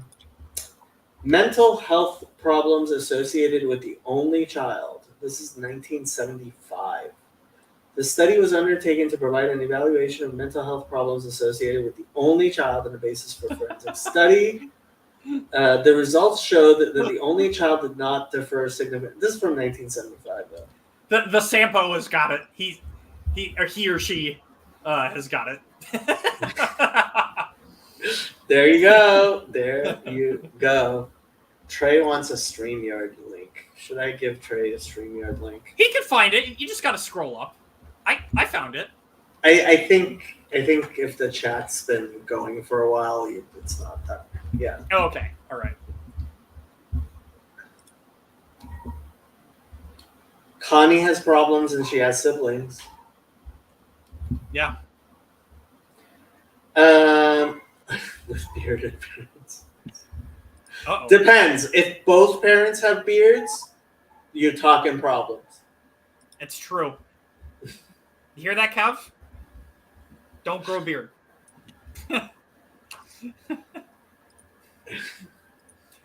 Hello, Trey. Oh, only children are fatter than, on average than multi children. Wait, they're fatter? Yep. Oh. Huh. Well, at least that's what they found in China, at the very least. So it could be different in different cultures. But I remember in the Late Show or whatever they were talking about that basically because there's only one child, there's more affection that is just based on one child. So they stuff the child more with food? Yep. Well, so in China, there's also cultural issues with that because, as far as I understand, they still have this thing of being fat is a cultural status symbol. No. Well, like as a bad cultural status symbol. No, as a cultural status symbol, as like if you are fat, that is considered a status symbol. Mm-hmm. You gotta Google that, bro. Well, it's definitely happened before in other cultures, so it's definitely not out of the question. Haven't you heard the stereotype of like Asian mothers saying like, "Why are you so fat?" Oh, apparently, so according to Quora, and obviously Quora must be right, it is not a status symbol in. Maybe it is in Japan. Maybe I was thinking of Japan. No, actually, it's definitely not Japan because Japan actually has laws that if you are a citizen that's overweight, in some circumstances, you may actually have to go to mandatory exercise training. Based. So very based. And I think, well, it's either a government thing or it's a very highly stressed work culture thing. It's one of those two. But in Japan, yeah, they don't like having their population be fat. And they do as much as they can to try to prevent it. Based. I'll say it again. So according to the internet, 10 countries, top 10 countries that celebrate female obesity. Number 10, Tonga. Number 9, Kuwait. I'm dubious. Number 8, Fiji. Number 7, Jamaica. Jamaica? Number 6, Samoa. I could believe that. Number 5, South Africa. Due to the prevalence of AIDS, the association between weight loss and illness is computed to South Africa's negative view of thinness. Okay. Afghanistan, Tahiti, I believe. Nauru, I don't know much about the Nauru. Nauru. And Mauritania. So there you go. If you like more cushion for the pushing, There you go. I remember hearing some story where there was some Pacific island or some country or whatnot where, like, it was a very high status thing to be large for both the men and the women. But then what happened is that during the 80s, there was a really popular show, I forget what it was, that got imported from the US over there. And then everyone there started watching it. And because all the characters were like nice, thin, slim, like high school kids, like acting cool and whatnot, then it just did a complete 180. Like Interesting. the next generation. Okay. There you go. Yeah. So basically, the way to fix society is to have lots of people watching television. Yep. There you go. We just need to eventually fix the writer strike somehow. I'm hoping it's permanent. I agree. I share that same. I hope it's permanent as well. You masochist. Oh no, my Hollywood, all the Hollywood media I'm missing out on. Yeah, it's like tonight. over the past, like, I refuse to watch anything from the past 10 years unless several people recommend it to me, because it's all woke bullshit. I was thinking more about the people who don't have jobs, but hey, that's just me. They're writers. They can go do something productive with their life. Okay. Okay, really. Says the man that's streaming at 9 o'clock at night. See, this Hey, this is why I love not my how I girlfriend. earn my living. But it's the majority of how you spend your time. No, it actually is not the majority of how I spend my time. Like, I stream how many hours a week? No, but you also have everything that's associated with this channel. Oh, yeah, I spend a lot of time on this channel. Thank you for advertising for my new nonprofit. But yeah, I decided to try to make it something that's more than just a hobby. But my hope is that that's not going to be sitting here on the internet doing things that are not worthwhile. I certainly spend more time on school and like volunteering at various places than I do here. Which reminds me, when do I have a shift at Trevor this week? What is the status of Fountain of Comfort? Fountain of Comfort? Well, there's a really lazy guy who's supposed to be making our website. Okay. I can't. Okay, you have to take that back. I do. You have to take that back right now. Like, I take it back. He's not lazy. He's incompetent. Yep. Oh, how much work have I done on this website? How many little things have I fixed? Oh, great. Oh, yep. We love you, Trey. Look, just use a Squarespace or whatever the heck they use I am. nowadays. He is. Oh, what? Has he?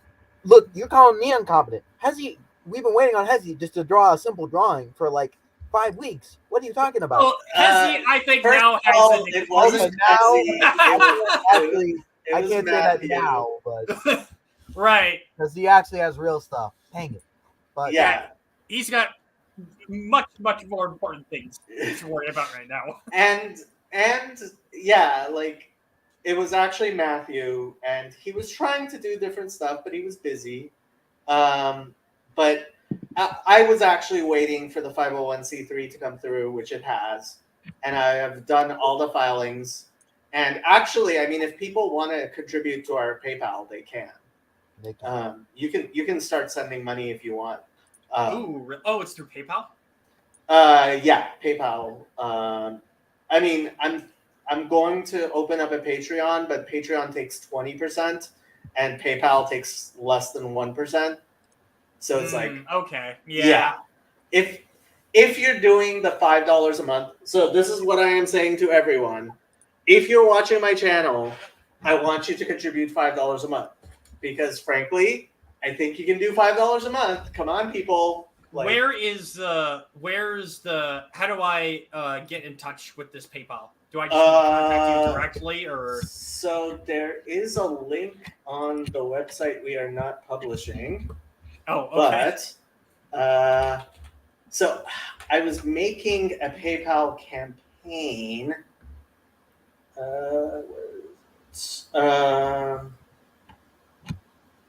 But I do have a PayPal link. Yes. I thought I created it. Yes, there it is. Here is the link. All right, guys, there it is. Give them your money right now.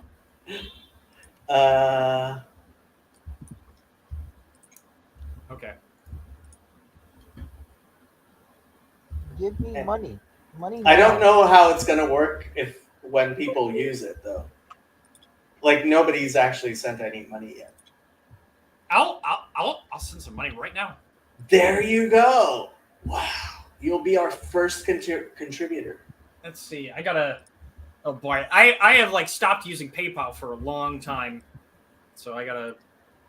Well, figure out I my PayPal think account. you can still contribute as a guest, but you can't like do repeat donations. And I very much want. Yeah, I'm eventually gonna get it set up for repeat donations. Yeah, So- that's the thing. Like, if you're going to do like $100 or you're going to do $5 a month, I would rather you do the $5 a month, just because I am hoping to have a monthly budget to work with, which and so yeah. Although we probably should like do all kinds of stuff. I don't. Definitely post that link in the Discord because I couldn't find it in the. Oh, in the we haven't advertised the link yet, but I guess I could on the Discord. Like post the link and then pin that message in that chat. Okay, if you insist.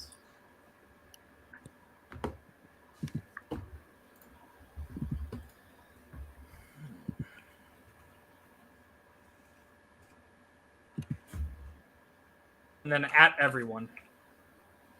Not yet.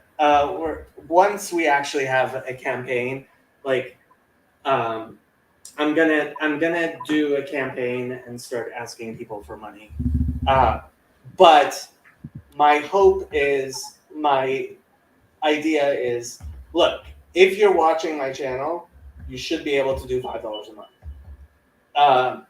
If you can do $20 a month, please, that would be nice. I don't think that's asking too much. And frankly, if you can afford it, do $100 a month, do $250 a month, do $1,000 a month. But it's not too much to ask people to do $5 a month. And what we will be able to do is based on how much money comes in. And if we get enough money in, we'll see what we do with it. But like, I would be seriously disappointed if we don't at least get $5,000. As in, like, that's 100 people, $5 a month is $500 a month, which is $6,000 a year. Which is, like, if it's less than that, I'm gonna be very disappointed.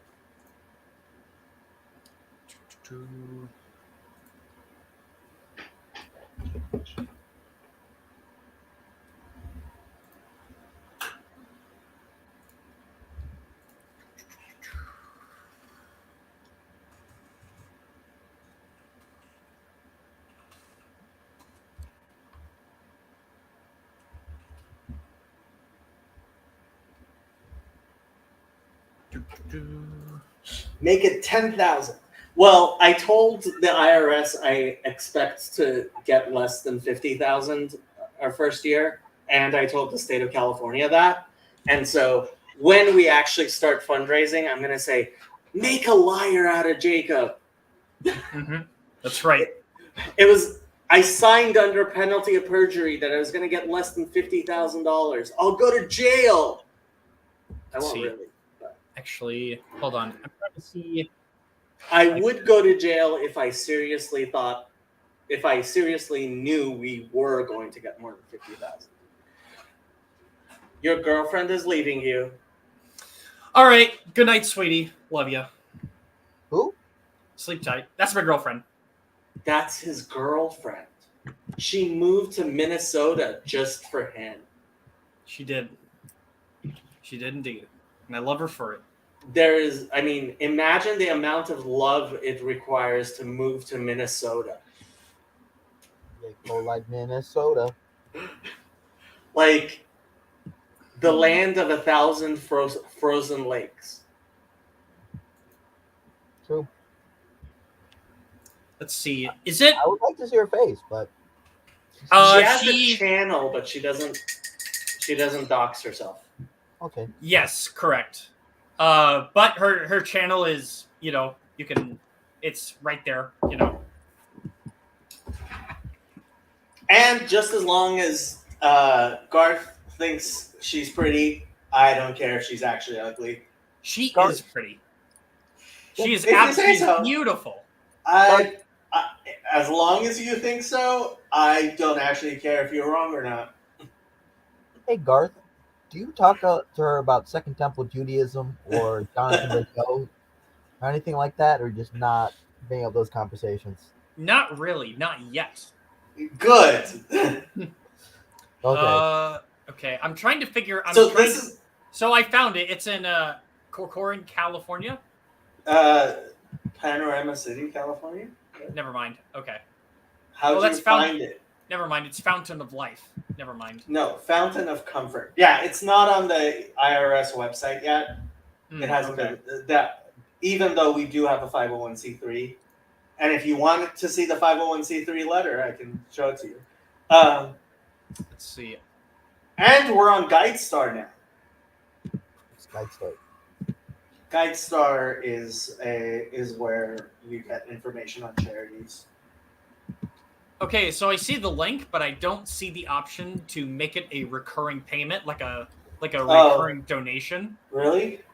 I don't think so.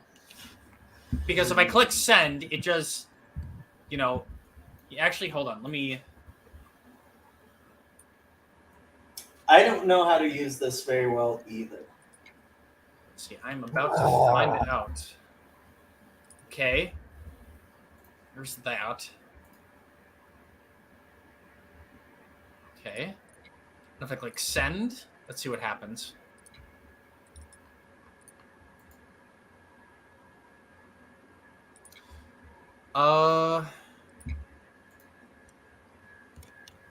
There we go. Thank you. Yep, I sent it. Although I'm trying to see if I can. No, it doesn't give me the option to send up a reoccurring donation. But you know what? Since I've already sent it, I have it as like a contact, so to speak. Mm-hmm. So I wonder if it will come up for me.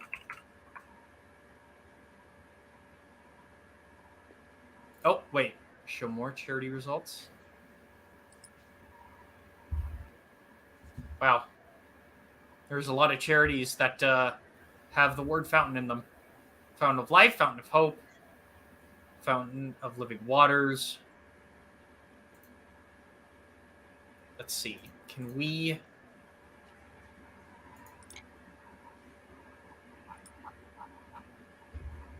Can I search by state?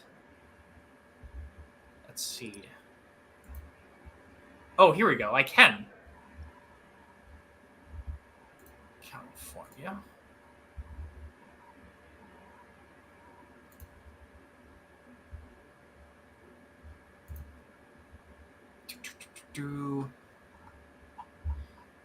Actually, if I go to my PayPal, Fountain of Comfort, it doesn't say on PayPal that it recognizes it as like a charity, so it doesn't have it in like the charity list on PayPal. At least Yeah, not we that I have can to. see. Yeah, so I have to create a Venmo thing, and I haven't been able to do it. Ooh, somebody else also sent me money. Woohoo! We have 2 people who've sent money. Thank you. All right. Well, anyway, I'll wait for further updates, and then once it gets to that, point that I can set up reoccurring donation, then I will most certainly do it. Why, thank you. But So, there is the start. Yeah, I think I needed to have an actual transaction before it let me. Oh, really? Oh, okay. Yeah, create a thing. Trey, guess what I watched with my girlfriend What? on Saturday? What? Okay, it's a movie that has Jeff Goldblum in it. The Fly? Yeah, actually, wow, you nailed it. Yeah, we watched The Fly together. Oh, great. I was thinking like, what other movie where you would mention Jeff Goldblum as the lead? Yeah, you know what? That probably is one of his most famous movies where he is the lead in it. Yeah. Otherwise, a lot of movies he's kind of a side character. Yeah, which I think is good, but I think he did well in The Fly. Like he wasn't really like being Jeff Goldblum. You know what I mean? He kind of was, I think he definitely was Jeff Goldblum in The Fly, because he's like quirky scientist that has like the Jeff Goldblum mannerisms, Yeah, when he's I think doesn't he film the thing where I'll agree with that when he's like when he has the video camera and he's very close to being full fly and he shows this is how I make mucus. Yep. Yeah. But did John Carpenter do that? I feel like No, that is a David Cronenberg film. Oh, that's okay. That's starting to make more sense. Yep. Mm-hmm. I wonder who did the real effects or whatever it's called. The special effects. I'm not sure. Those are really good. Like it still holds up today. Like honestly. Yeah, it is pretty. There are some parts of it that are still very like 80s. Like the hair. Like the I forget her name, but she plays the love interest. Yeah. In the She film. always has the same hair. She's got the big 80s hair. Mm-hmm. Yeah. What'd you think of it? The Fly? I love The Fly. I have it on Blu-ray. But did you know they made a sequel to that movie? Yeah, I think they made a third one as well. Wait, they made a third one? What? Hold on. Maybe I'm wrong. I know the sequel is about his kid, right? Hold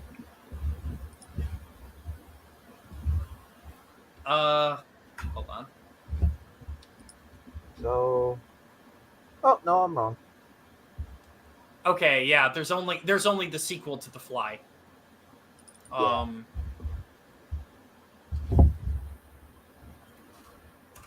Fly 2, which The Fly 2 is kind of more of a cult classic type film.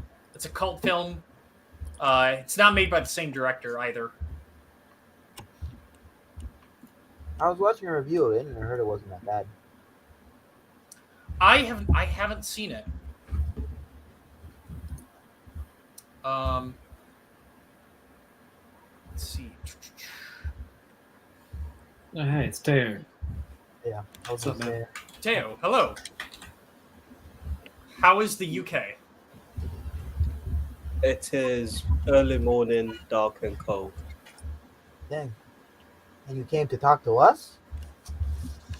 Yes, I did. Hi Jacob, how you doing? Good. How are you? I'm alright. As good as can be. I jumped on a Grim Grizz stream yesterday, and I saw a comment. I saw you in the Hive Mind, and I saw you saying that Ezzy and Joseph checked in on your channel. Gilad, Schliff, yeah, they checked in. Yosef doesn't lives in the United States.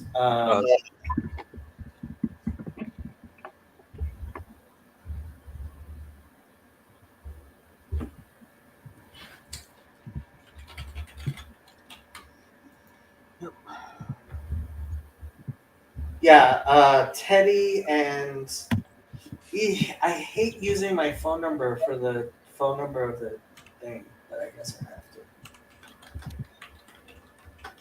I think we have to get like a Google number or something for the charity. Google Is number. the charity go live then? What? Is the charity live? Yes. So there is a link to it, but there's nothing to yet set up for a reoccurring payment. Actually, let me check the website real quick. There should be. Are you at the site, George? No, I'm doing the Venmo thing right now. Here, Trey, send me a link to the website.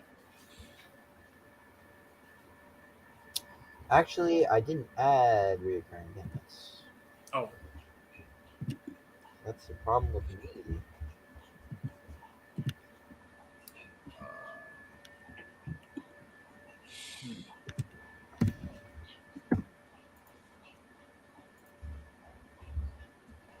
Right, because I think we were talking whether we wanted reoccurring payments. You absolutely should have reoccurring payments, especially if it's for a charity. Oh yeah, no, definitely want reoccurring payments. Yeah, that's how. Honestly, that's how a lot of people like to donate to charities. Is they will just have a reoccurring payment, and then it can just run and do its thing. Like I there's like 2 other charities that I donate to, and that's what I have. I just have reoccurring payments.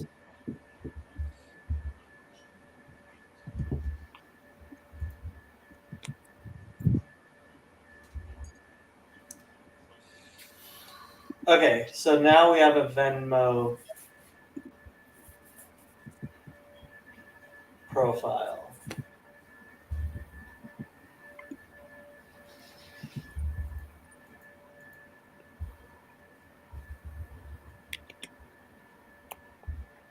Venmo profile. Actually, here, let's see if I can. Do you want me to send some money through that just to test it? Sure. All right, I'll send you more money. Yay!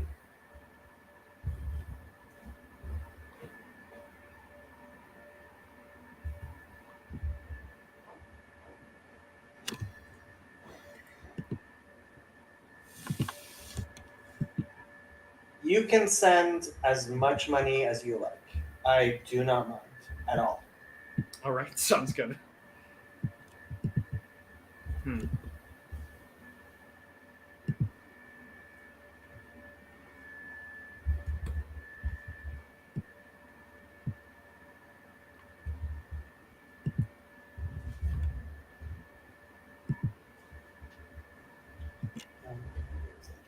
Is it what's the Venmo user? Fountain of Comfort. Okay. It's at Fountain of Comfort. Okay.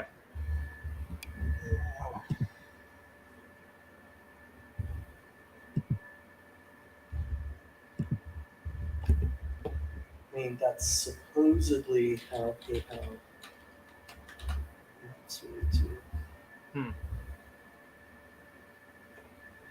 Oh, thank you, Connie. And Nathaniel. And Wait, found it. Okay. I just created it, so. And it is wow, it's already a verified charity too. Yes. Oh, wait, hold on. Do I need to... I can report the charity. What are you reporting us for? I'm nothing. I'm just joking. I just found that as an option. Yes. All men who are not religious students must do must go into the army, and then do women too, actually. But women can do national service, and they have shorter thing.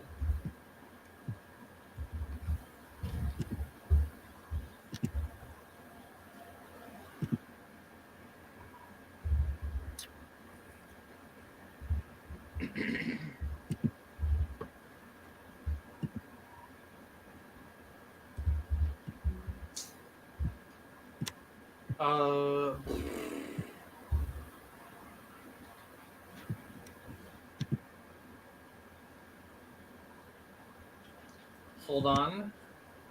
I'm holding on. I'm holding on.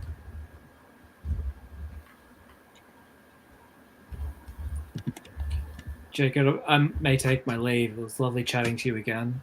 It's nice seeing you. Thank you for Take care, jumping on. Android. Best wishes to everybody.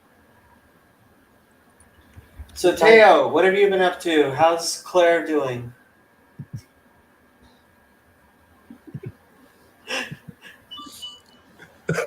What a question.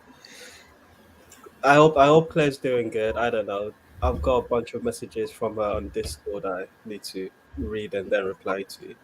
I'm not sure I would bother to read and reply to the Chinese Communist Party's woman in London.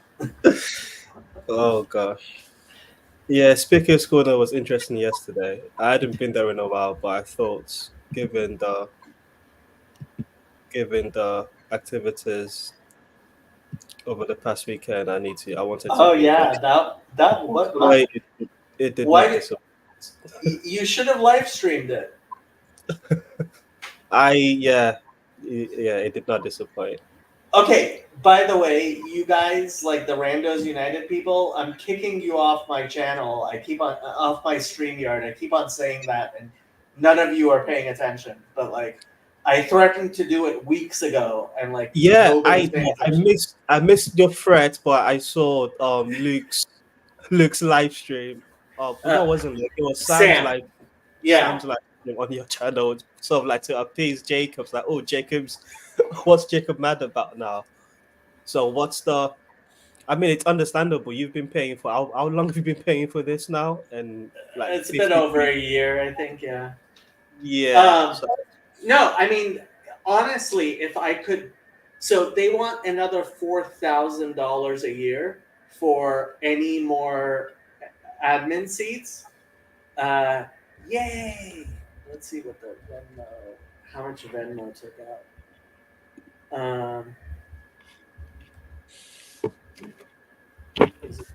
How do I add this as a contact? Hold on, why is it not showing the?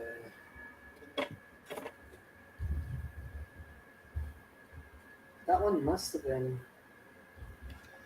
Okay, I don't know what happened there.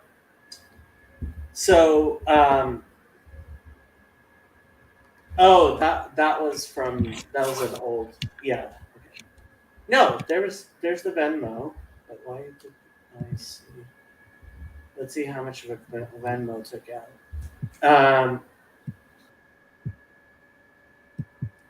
Venmo took out less than PayPal does. Oh, Cool. now we know. Now we do. I mean, it's not much different, but yeah, Venmo took less than PayPal did. By how much?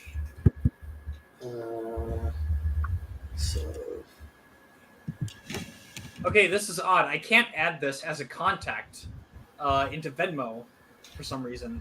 Yeah, so PayPal took 48 cents more than Venmo did. Oh, that's not too bad. Yeah, Based on what I donated. yeah. I mean, it's nothing compared to what like Patreon and PayPal and YouTube take out. Like, yeah. Right.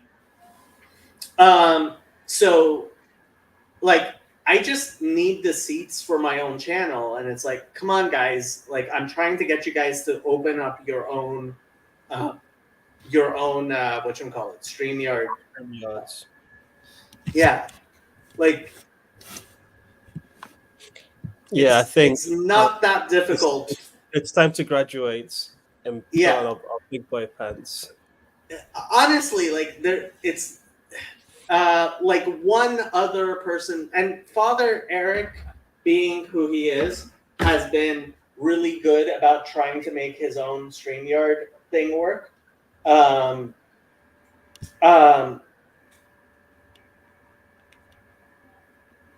Yeah, we're not based in Russia, so we don't have. No, I just thought that would raise Yeah. your heart attack a little bit more. That they No, did I that. saw that before.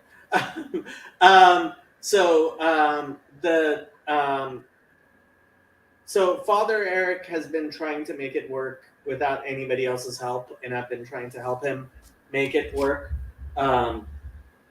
But ultimately, Jeff is the guy who runs, and Mo is supposed to be the guy who runs Randos United. And even though I'm streaming on Randos United now, eventually, like, I did this just chatting on Randos United partially because I knew people wanted to kind of talk about Israel, and I figured I would give that opportunity. But yeah. So So- when you migrate, sorry, Garth. Nope, You go go. ahead, Teo. Yeah, when you migrate or when you kick everyone off Randos United or off your channel, Off my StreamYard. yes, but people still be able to stream onto Randos United. That's what they should be able to do, but Jeff needs to help you guys make that happen. You know Jeff Pace? I've seen him on stream. I've not met him or interacted with him much. No. On stream? He's very Well, rarely. on video. I mean. Okay. Yeah, on video chat on Bridges of Meaning. Yeah. yes. Yeah. So Jeff officially runs Randos United. Mo officially is supposed to be taking over running Randos United, kind of, sort of, with Jeff somehow. Like, I just want you guys to figure it out so that, like, I can just concentrate on my own channel. Why the sudden? It's not sudden. I've been saying this for months. Okay, He has- you have that. That's fine. Why now? Why the definitive? Why now? Oh, the Jewish New That's Year was 15 days ago, and like I'm like, okay, it's the Jewish New Year. I'm like Okay. pushing you guys even more, and like supposedly I told myself by Monday, like this month, like tomorrow, I was gonna kick you guys off. But I would much The end will come rather, tomorrow. I promise. The end will come tomorrow. yeah. The Messiah will come tomorrow. Oh wait, the Messiah is going to come next week. My hope Guys, is next week. my hope is before I actually have to kick you guys off, you guys will actually just like go and do other things so that like I don't have to kick you off anymore. Like it's kind of like telling you I'm gonna kick you out of the house, I'm gonna kick you out of the house, hoping you move out. Mhm. But I will eventually kick people out. I think Yeah. once the Randos United thing is sorted, which you said depends on Jeff. I think And Mo. people will and Mo. Okay, Mo has been telling me for months he's going to be selling tickets for Jerusalem. For months, he said things like tomorrow and Wednesday. Tomorrow and Wednesday are very specific. Yes, Well- they are. And guess what didn't happen? What didn't happen? Well, good news. Well, not quite good news. Well, you know, he doesn't have to worry about that anymore now.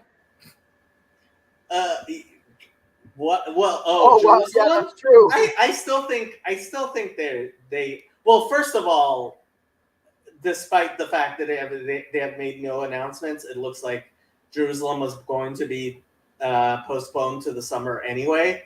Because unlike me, who wanted to have it in the off season, where people could go for like $1,000 round trip from the United States. They've decided they're like, apparently John Vervaeke and Jonathan Pajot and Paul Vanderklay are all rich, so they can go to Israel in the summer. There you go. Because, like, yeah, Israel in the summer, it's when people want to go. Guess what? It's a lot more expensive to do things in Israel in the summer than it is to do it in January or February, like I was planning. But it's like, are people going to be going if Israel is going to be at war with Hamas?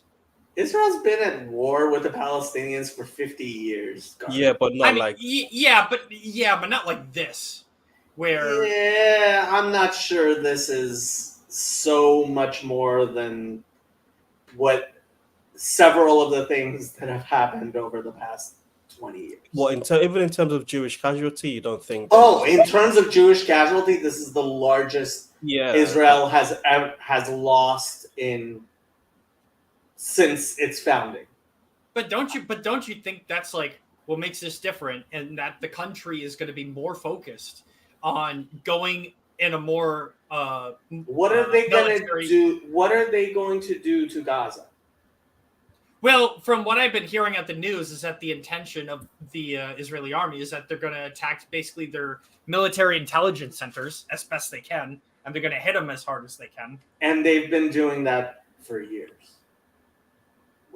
What is not going to happen is what some people, to my disgust, have been talking about, which is leveling Gaza. That's just not going to happen. It's not going to happen. and why? No, like I don't expect it to happen now, but like Speaking of Israel, Oh my goodness! Yay, Ezzy. Hezi, how are you? how's it going, man? Pretty devastating. Yeah, Yeah, it's not great. Not great, but we will prevail. Ultimately, I heard heard and saw Jacob's 1 million kids. That's right. We're gonna have at least 4 kids. That's the goal for- no. He's talking about Gaza. Oh, I see. Okay. Yes, he's Never talking mind. about Guys- Gaza. Yes, Oh. there are 1 1 million million. kids. There are 1 million children under the age of 14 in Gaza.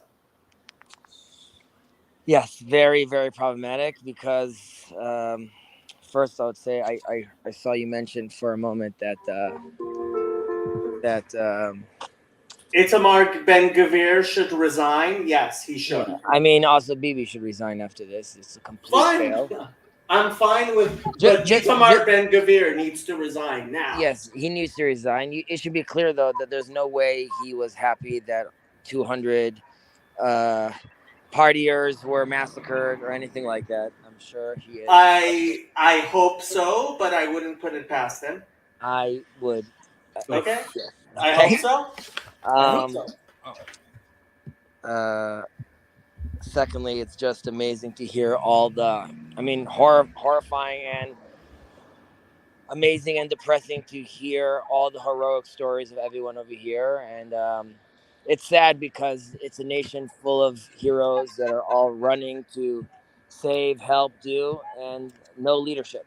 And if there was leadership, they could actually galvanize themselves into a light upon nations. But we don't do that, unfortunately. It is a little crazy what's going on here right now. It's also just, if you guys should be aware, that fence that they like knocked down with like the Bob the Builder shovel that you can see in the security fence. If a bird touches that fence, there's a platoon there within like 20 minutes. So it's just it's crazy. I mean, and everyone wants answers to this, and no one got an answer yet. But it's just no one understands how you had 15, 20 different cars come in, come out at no point. You know, they took between 150 to 200 civilians in captivity, babies, women, elderly, whole families. It's horrible. It's horrible. Did you see the video that the supreme leader of Iran posted? No, which video? The video, I showed it earlier. The people at the rave running from people shooting. Yeah. That there's way worse videos than that. I know there's way worse, but that's what he posted that on Twitter. I mean, but how about a post of just this little kid? This kid's probably 7 years old. He's standing in a circle of like all these little Arab kids, and they're all smacking him across the head. And the dad is saying, "Look, I brought you a Jewish toy." It's crazy, and I could tell you that from left to right in this country, while this is not what I'm advocating, they are very much, everyone in the country is very much just go, bomb, destroy, kill, revenge, and it's horrible because, I mean, there's a sense where they're telling people to wake up over here, which is like, this is a fight for our survival, and there's truth to that. On the flip side, I mean, there's a lot of talk about how there's no version of us getting out all these people that were kidnapped, and they need to be seen as like casualties of war. It's horrible, a scenario that Israel was never prepared for. And while Bibi might be a fantastic politician, there's no way he's never prepared for something like this or making a decision like this. The most, for me, was ironic as I was walking to synagogue on Saturday. I was not aware yet of what started at night, Friday night. And on the way to synagogue, we hear a rocket alarm in Jerusalem. And for a second, I'm like, there's no way what I'm hearing is what I'm hearing. And there was this guy on the street with a phone, and he looked at me. He's like, "No, there's missiles. There's missiles." And he started running, and I was with my son, so we ducked in a corner, and I wrapped him in like my prayer shawl. And he's looking there at me, and he sees I have my book in my hand, ironically about like interfaith, and he asked why. He's like, "Why are we fighting if we both believe in Hashem?" And yeah, inshallah, one day we will have peace. And as far as Jacob, as far as your 1 million kids, I don't know. I don't know what the answer to that is. I don't know what could be done. I don't know how they're gonna avoid. I don't know how they're gonna avoid just mass death. And Israel's gonna say right now, there's no way you're sending our soldiers into Gaza before you first clear it out completely. And obviously, if they do that, then this whole other level of escalation, not easy. So yeah, I don't know how this affects like Jerusalem in February, but I don't think that's happening. And I don't know, maybe we'll have to change the name. But I guess what you guys could do on your end is just keep on spreading love, pray, do good deeds, be good people, try to advocate. I have my whole I have a family that lives in the West in the West Bank, and there are 2 terrorists that came into their neighborhood that they're searching for. So my sister had her whole family come over right now, and they're staying by me. So there's a lot of people in the house right now, getting milk and groceries, but because it was a very big holiday, so a lot of milk and eggs and bread are like missing. I'm sure they'll come back by later in the afternoon, but it's a bleak reality. I know it sounds very morbid right now, and you were talking about like stats about Australia earlier, so you could go back to that if you want to. No, I mean before that we were talking. We spent some time talking about Iran and Israel and stuff, but like, yeah, no, like, look, I showed the video. like the supreme leader of Iran is they're trying to instigate a bigger war. They're Oh, for trying to sure. instigate a bigger war. They're trying to also derail the Saudi deal because, like, Yes. obviously Israel had managed to create a pathway towards peace that that sort of that doesn't have to deal with the Palestinians directly, and they're obviously for different interests. The Arab parts of the Arab world do not want that to happen. There's another issue, it's twofold issues, which are, and this is not to justify, this is just to show the reality. So you have let's say a 9/11, and your country decides to, or our country, I'm an American citizen, our country decides to invade the wrong country, right? There's a big boo-boo, as we know. Now you could be like, that's a little overboard. On the flip side, in Israel, I don't know if you guys are aware of this, but Israel has a protocol which is called roof knocking. Right? Before we bomb a building in Gaza, we first send out pamphlets letting them know which building we're going to bomb. Then we call people in the building and tell them to leave the building. And then we call the surrounding people and tell them to leave as well, because we want to avoid casualties. Obviously, this gives a head up to any terrorists over there to escape as well. So Israel asked right now there were talks inside the cabinet to forego roof knocking, which, by the way, no other country in the world does. And what we heard from the legal team was like, it's going to be problematic. So you're, and this is not what I'm, again, advocating for. You could assume if this was the 40s, there would have been a different response. And you could assume that, like in 67, Israel could have done other things which they didn't. We live in a world today where, and in another sense, Bibi had to deal with this with a protest where you have, let's say, thousands of people protesting on the streets, which is illegal. Are you going to water cannon them in 2023 on YouTube, and you're going to see just people water canning civilians? So no. And here too, you have this is horrible what I just described to you, right? You have 200 people captive. You have people being massacred, civilians being massacred, and you'd be like, well, people have to answer. But like just Jacob said, but the world's not going to accept 1 million kids that are dead, and the world might not even accept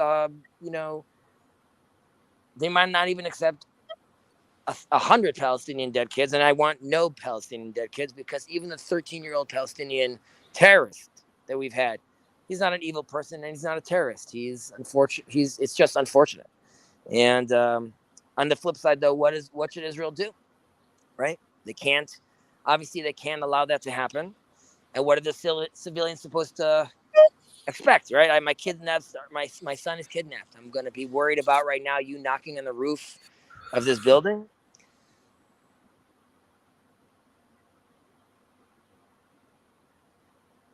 Looks like we lost Fezzi. Is playing a completely different game. Again, that doesn't mean Israel needs to play a different game. It's just really a very problematic situation because. But Chazi, there's a bright side to that same calculation, which is now where and this was part of what I was talking about earlier before you were listening. Now people like that. So Barghouti, Mustafa Barghouti, Marwan Barghouti was on CNN, and he was like, "No, they didn't attack civilians at all. Right? No, it didn't happen. It's false. There were no civilians, and there were also no camps. Yeah." I mean, there's no, I'm talking about like Holocaust camps. Yeah. Okay, yeah, but okay, but you know what? Everybody sees the videos of what was her name? Shani Luke. The girl, yeah. Yeah, like that video, like that CNN is not showing that video, but plenty of people saw that video, and frankly, you don't want to see that video. Correct, and you did you did see condemnation from the Squad and Bernie Sanders. Did you see what Rashida Tlaib wrote? Yeah, very parv. Parv? No. Ilhan Omar was Omar was parv. parv. Sorry, Rashida Tlaib. No, I didn't see why. Rashida Tlaib should be expelled from Congress. I don't know what you write, but to clear, I obviously understand that there has been many over the She years. wrote that as long as America keeps on funding Israel, such things will continue. Freedom of speech. Yeah, she's free to say it. That doesn't mean she should be in Congress.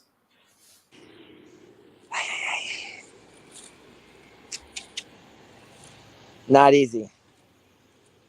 But again, these are the silver lining is, even though 3 days ago Israel was very much on the brink of a civil war internally, unfortunately it requires us we require our enemy to remind us that he doesn't care if we're left or we're right or we're liberal or we're progressive or we're conservative. They just see us as Jews, and it doesn't matter to them how many they push inside the train or how many they kidnap. And I think this again galvanized, like, the videos and the amount of people that are joining the army right now for the reserve, and the energy over there. Not energy of like bloodthirsty, energy of we're defending our homeland. We're doing the right thing. This is our fight for survival, and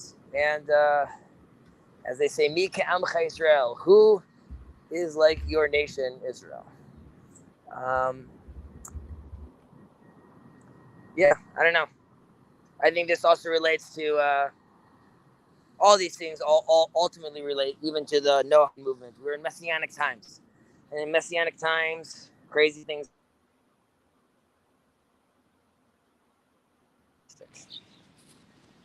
On that note, I need to go give milk and oranges to many, many little children. So, catch you guys on the flip.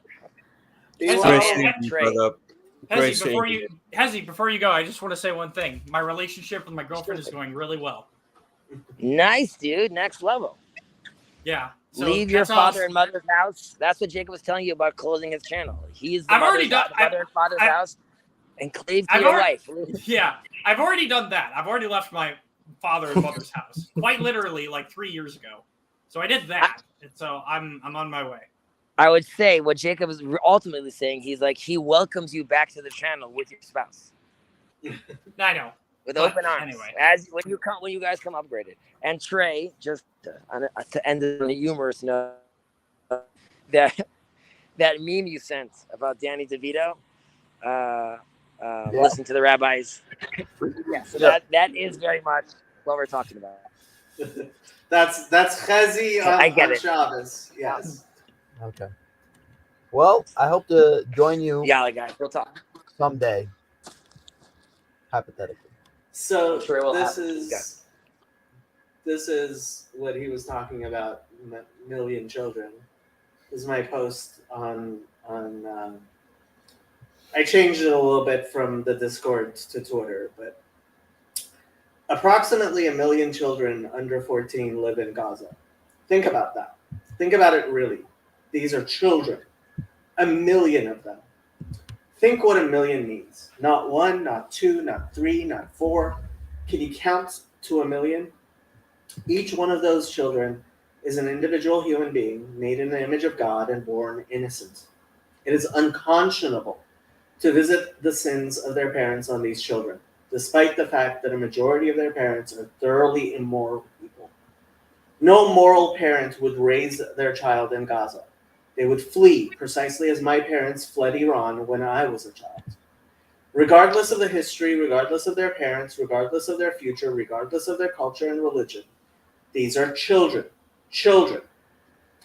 Think about things practically. I have friends and family in Israel. I knew Kobe Mendel's father. Do you know who Kobe Mendel was? In May 2001, he was playing with a friend in a cave. He was 13 and his father was 14. A group of Palestinians stoned them to death. His head was crushed by a rock. These are real people, real human beings. It is absolutely true that if the Palestinians put down their weapons, there would be no conflict. If the Israelis put down their weapons, there would be no Jews left in Israel. It would be a massacre. Nobody with 2 brain cells can deny it. The pictures from Gaza prove it. There's no moral equivalence here. Palestinian society is backward, immoral, dysfunctional. The parents of these children are abusive, even in simply having so many children. Good parents don't raise their children in Gaza. They flee like my parents fled from Iran. I am the descendant of people who have lived in Iran since the Babylonian captivity. That is almost 3,000 years. My family still speaks Aramaic as a first language. Yet we fled, and we were grateful for the opportunity. We have flourished in America and Israel. Palestinians can flee just as we did. They can flourish just as we did. The adults who live in Gaza want to live in Gaza. No piece of dirt is worth your life, not even the Holy Land of Zion. This isn't me placing my values over my religion. That is impossible. My religion dictates my values. This is halakha, Jewish law. If one Jewish life would be saved by dismantling the entire state of Israel, the halakha is clear.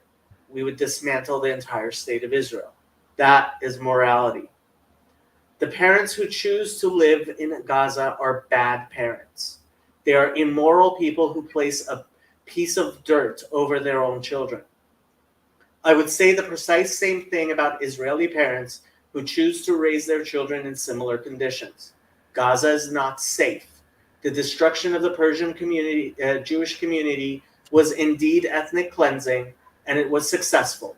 Call the evacuation of Gaza ethnic cleansing if it really makes you feel better. That doesn't mean that a parent who refuses to take their children and leave Gaza is any less of a monster. I make the heavens and the earth bear witness against you today. I have placed life and death before you, the blessing and the curse. You shall choose life so that you should live and your seed. Deuteronomy 30:19. There are millions of Jewish Israelis who have returned to our ancestral homeland precisely because they chose life. Until very recently, living in Israel was a bitter refuge for dispossessed Jews.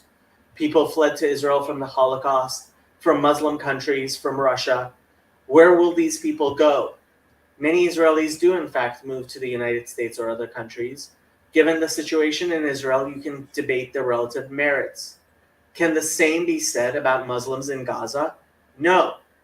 There are 0 moral adults deciding to raise their children in Gaza. That doesn't mean that their children are any less worthy of a childhood. It is the lack of nuance and humanity that pains me. If you do not see the complexity of the situation, you are at best a child yourself. There are no simple solutions or easy answers here. Israel cannot simply allow constant attacks on its citizens.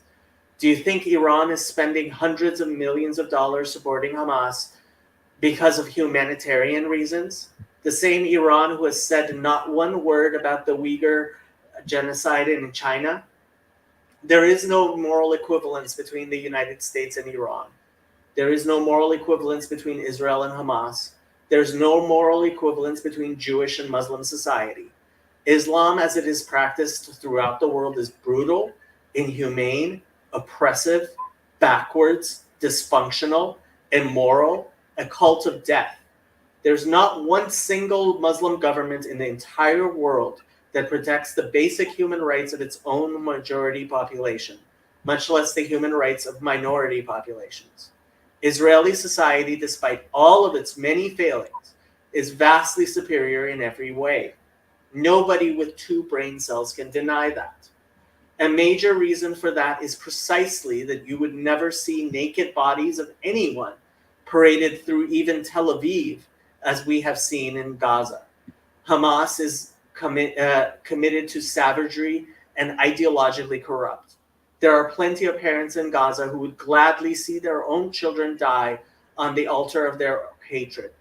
This attack on Israel was calculated precisely to garner the exact reaction that it will inevitably get. Do not infantilize Hamas. They know what would happen.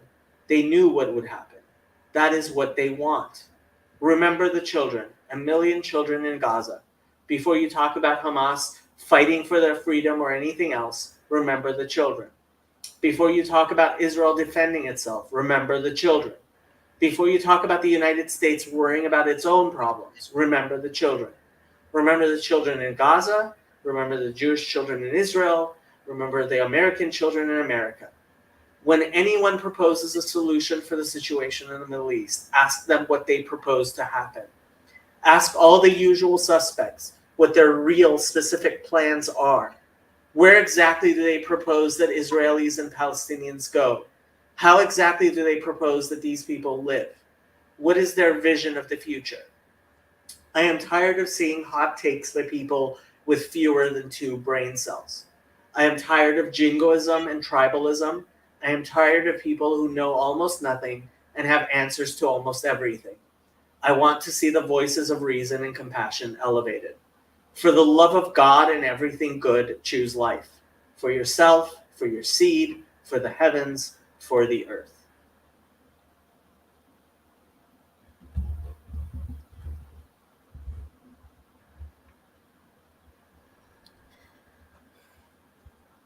And with that said, I think that is a good time for me to say good night. Good night, dear Garth. Good night, Jacob. Good night, Teo. Good night, Trey. And Hezi, I know your chat, and take care, Hezi. Stay safe, Hezi. Jason! Why are we all boys? Sherry was in for a while. Trey left us too. It's just you and me, Teo. Just you and me. You should also get some sleep, Jacob. Hezi wants to jump on in 10 50. minutes. Yeah, Yeah. so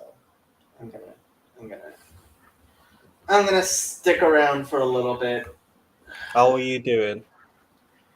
I'm doing okay. I mean, it's difficult. I went to synagogue on Saturday.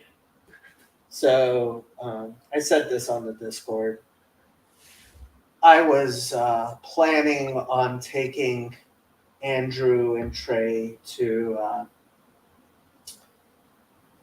the Jewish neighborhood for Simchat Torah. So the holiday that this was done on is one of the most festive holidays in Judaism. We take out the Torah scrolls and dance with them. It's the celebration of the completion of the Torah for the year. And in Israel, it's only on Saturday. That's actually what those concert goers were kind of celebrating with Simchat Torah. But outside of Israel, it's Sunday night and Sunday day. And so Sunday night, I was planning, before all of this happened, I was planning to go with Andrew and Trey to the Jewish neighborhood because, like, all the synagogues, people start taking the Torahs out into the streets and dancing, and it's a lot of fun.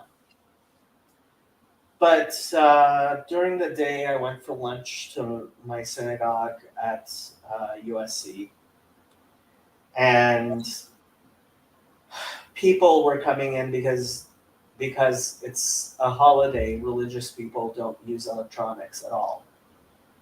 Oh. But people were coming in at various times with news reports, people who obviously don't keep the no electronics rules. And, people were getting more and more upset, especially the people who, like, they weren't going to go on their computer. They weren't going to go see what's going on. They weren't going to call their families. And many of them have families in Israel. And I mean, it was the Sabbath, and we're sitting at lunch, and this guy came in, and he starts describing the videos of women being paraded naked through the streets. And people got upset and started saying stupid things. Yeah. And I just knew that if I took Trey and Andrew to the synagogues, there would be people who would get drunk and say stupid things. And I mean, was there a real possibility that somebody would in a drunken thing say something to Andrew, who doesn't look Jewish? Maybe. I just didn't feel comfortable taking them to synagogue in this. Frankly, it wouldn't be a very festive environment to begin with. I don't know how many synagogues actually, people were celebrating. So Yeah, I think it was what it was. you made the wise move, and I couldn't say anything to those upset, drunk Jewish men who are having their world turned upside down either. So yeah, I mean, I could not be more impressed with both you and Ezzy in your posture towards this. That essay you just read was touching, and I know it couldn't be easy to try to have that perspective as well. But you're completely right. Like, it's not one, it's not two, it's not three or four. A million children created. Jason, good to What's up, see you. man? It's good to see you too. A million children created in the image of God. Like, having that be at the front of your mind, I commend you for it. I mean, I myself was a child in Tehran during the war, during the bombings. I remember that.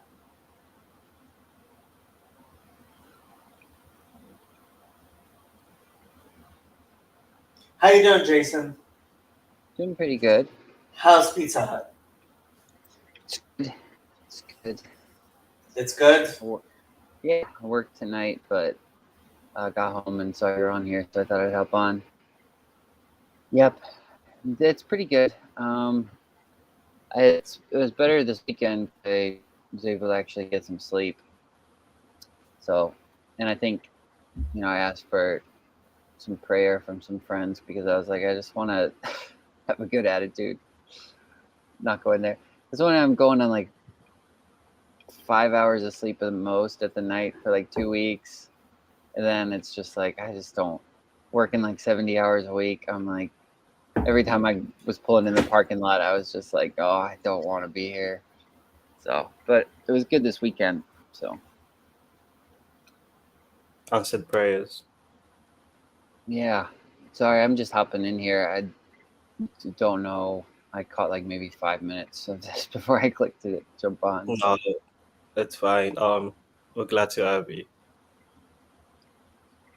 Jacob read. Did you catch Jacob reading a piece he wrote on his Twitter. thoughts on conflict? Oh, is that Yeah. what you wrote, Jacob?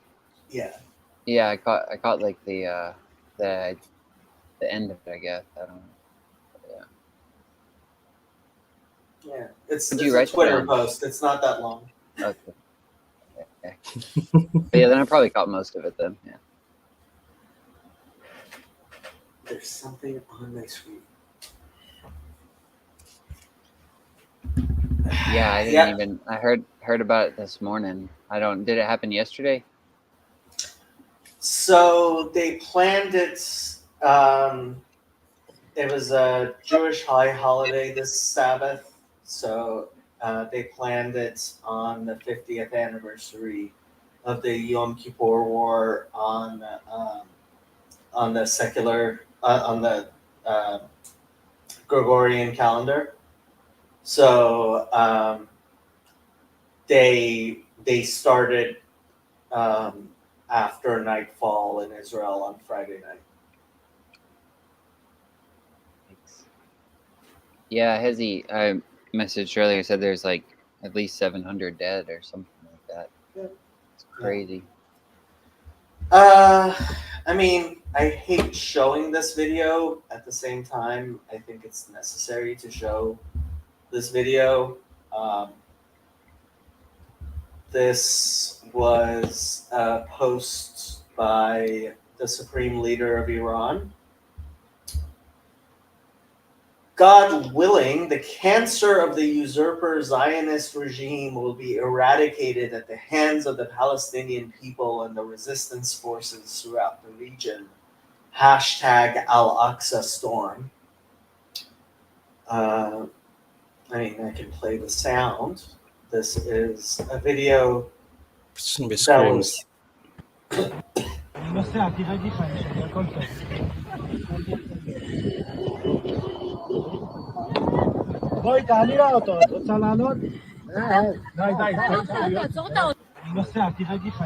So there was a rave in outdoor rave in Israel, and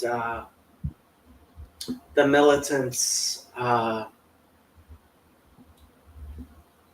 were gunning people down and capturing people to take them hostage. And this is a video of people who filmed it as they were fleeing.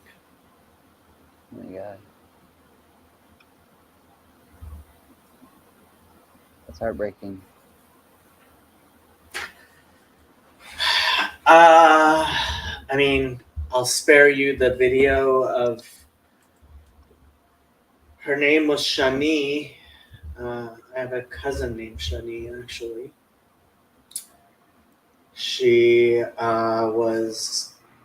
lived in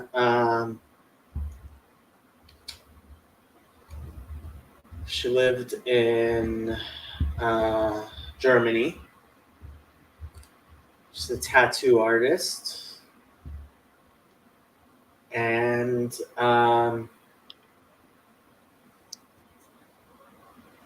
I mean, her mom tried making a video hoping that she is still alive. Her last name was Luke.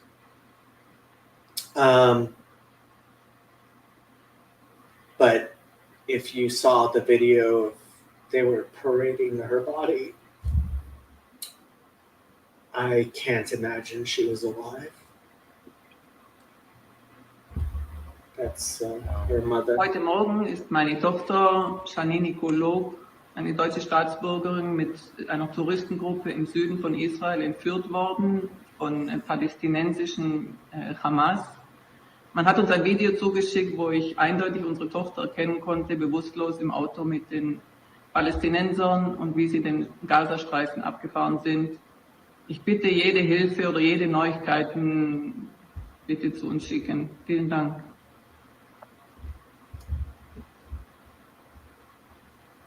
Yeah, so she was a dual citizen, and she was there at the rave. She apparently would go. Yeah, I don't think she was alive. If you saw that video, I hope she wasn't. Yeah. Frankly. If you saw that video,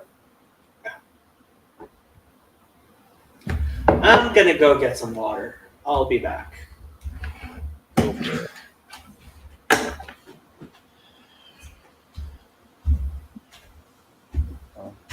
Yeah, I agree, Connie. The video did not look optimistic.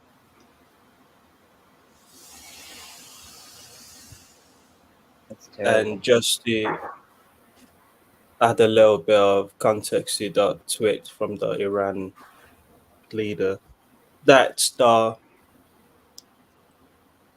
mood of all of the Muslims that I've spoken to, and they're all pretty much in agreement with that posture, which even in a city like London is quite worrying. because things were very tense at Speaker's Corner yesterday, as I knew they would be, but things were very tense and things got confrontational a few times, but thankfully for the most part it was mostly peaceful, but very tense.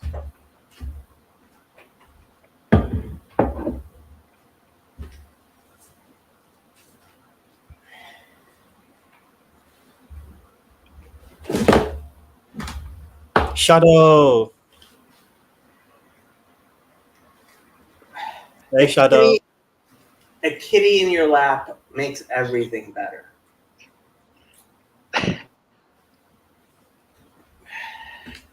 Also makes you a James Bond villain, but Muhahaha. Especially this is the shadow of death. She's murderous, absolutely murderous. There was a daddy long legs like flying around. She was stalking it. That poor thing didn't have a chance. guys, it's early morning here. I'm gonna sign off and start my day. All right, it's great to see you. Fun. Jason, love you, bro. Love you too. It's good to see you. What's not good, Teo? He was, when you got some water, he was talking about Speaker's Corner and how things were very tense there. He said luckily everything remained peaceful for the most part. Well, I'm hoping there weren't really many Jews there. But there was a vigil tonight at Stephen S. Y's temple I didn't go to. Stand with Israel. There was protests at Times Square where Israeli and Palestinian supporters were screaming at each other. Were you? What?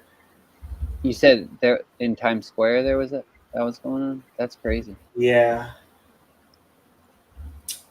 Shadow doing her job, being a good therapy animal, helping us stay in the moment and present. I love animals. Hey, Shadow. We have Fuzzy. Hey, Hetzy. Hey, Jason. Very kind words, Jason. Jason's a kind guy. You know, people think he's a jerk, but I'm always like, no. Not Jason. Always like that. That's what they always say. Just I'm like, wait. Give him a chance. Give him a chance, exactly. Man. I hope, by the way, that my answer about the Noahide was sufficient. Yeah, it was, but I know there wasn't the focus after the beginning of the conversation, but no, that's understandable. Yeah. What was the question? What was the answer? Jason was asking sort of is the Noahide movement and the fact that it's like there's like talk around it, is that like sort of the Orthobro arc, and like people are just really getting into it right now because it's like the phase, or is there something more genuine to it? And then the second question was why at Noah, and why not go back all the way towards Adam? The first thing is that the seventh commandment was only given to Noah, not to Adam. And the Noahide movement actually started in the 70s and 80s. Well, the movement, they were talking about it for generations beforehand. The Book of Jubilees, which some Christians have in their Bible, explicitly talks about. In Genesis, God talks about the commandments he gives Noah's and his sons. Yeah, but in the Book of Jubilees, it talks about the covenant. I got you. Yeah, and the Sheva Mitzvos B'nai Noah. So, it actually says 7 commandments of Noah, I believe. So the Book of Jubilees itself, so this definitely was something that was around before Jesus, because the Book of Jubilees is older than Jesus. But the resurgence of it as a movement was actually started by Jews for Jesus, because what they did was they started a bunch of synagogues that were just basically just churches that looked like synagogues and had Jewish stuff in them and Hebrew and stuff. And not a lot of Jews went there, but a bunch of just regular Christians started going there. And that's where the Hebrew roots movement and the Messianic movement and everything started. And a lot of them started learning Hebrew and ended up converting to Orthodox Judaism or becoming Noachites. And so actually it was the Baptists who started the modern Noachite movement, if you really want to know. I would also mention, Jason, that even though it's a novelty with regards to his answer, but there's a rabbi, we spoke about this in the past, how he basically, his interpretation of Christianity is that Jesus and Paul, in order to knowing the Noahide system and realizing that for non-Jews to be able to receive a place in the world to come, required to be righteous Gentiles, and to get under that category, you need to be Noahide and keep all the 7 laws. And according to this rabbi, Jesus and Paul basically form a religion for the Gentiles, and then that goes off whack basically after 2,000 years. But originally speaking, the idea was to really, and that's why you see these differences, because there are things that they don't need to be doing like the Jews, and hence it's like really is a different religion, so to speak, a more universal version of Judaism. So that also relates back to what you were saying, like are people into because they're, and again, I'm not evangelizing right now, but are people doing this because they just think it's cool? Or do I look at someone, let's say a Trey, or do I look at someone like you and you say, like, they just lost meaning of what they had before? It could be that someone like you, who is clearly very connected religiously, doesn't necessarily mean like there isn't meaning in Christianity. Rather, I'm still not seeing clearly enough. And it could be for some people seeing Judaism, the juxtaposition to Christianity, and then being aware that there is a place for them as well within that system. That could be very interesting for people, and people that are seeking. You have over here a very old and biblical path that it was sort of forgotten. And it's not to be like, well, try this on for a week and then see if you want to do something else. Obviously, because it was forgotten for so long, you don't have communities. You don't have things where you can be like, oh, I'm going to move into this whole town where everyone's a Noahide. So it's a much more, it's a lonelier path for now. However, that's changing slowly but surely. I don't think it doesn't have to remain that lonely for so long. So yeah, I think people are interested because people might, in my estimation, are seeing things, or seeing some level of clarity. Yeah, that makes sense. So now we're going to bring on one other Jew, and you'll just have to say a few words and you'll be converted. Well, like I said, it was the thing that was intriguing to me, because like I said, I'm more universalist inclined, and so that's why I was wondering. They had that when Jacob was talking to Trey. I thought one of the interesting statements was the scripture where God says, "Israel is my firstborn," and then that made me kind of ask, why not? Because you could say anybody, and I was like, well, why not Adam? And then, because Adam was the first man, It's interesting to me that God would say Israel and the implications in that. Then even the Noahide movement, you know, when I'm trying to, like I was saying, taking it seriously, like something more fundamental, even looking back a genealogy, everybody's genealogy can go back to Noah. And so it kind of has a connection point for all humanity. But then you also kind of have that with Adam as well, like that verse in Ecclesiastes that brought up whatever one is, he's been named already, for it is known that he is man. So I didn't know if there was, so that to me, that kind of, even just going back to Noah, it's just, it's kind of, yeah, there's a weird connection point of all humanity in that. And so that's something I thought was interesting. That seems to be going on with it. That seems, like I said, deeper than just a fad or something, you know. Well, it's important to mention again, like I said in the voice note, that like, yeah, Israel, there definitely is a universal element to this, where Israel's not looking for, like, Israel wants people to maintain their culture and recognizes the other nations as well. And as I mentioned in the past, like in Isaiah also, he calls Assyria my handiwork and my people Egypt. And there is a time where God himself is having a more universal conversation as the other nations mature. So and I'll even say, like, my firstborn, with Adam, right? He eats from the tree, right? And we have Cain and Abel. There are constant mistakes, and like, again, like, only when he gets to Abraham does he feel like this is now Abraham.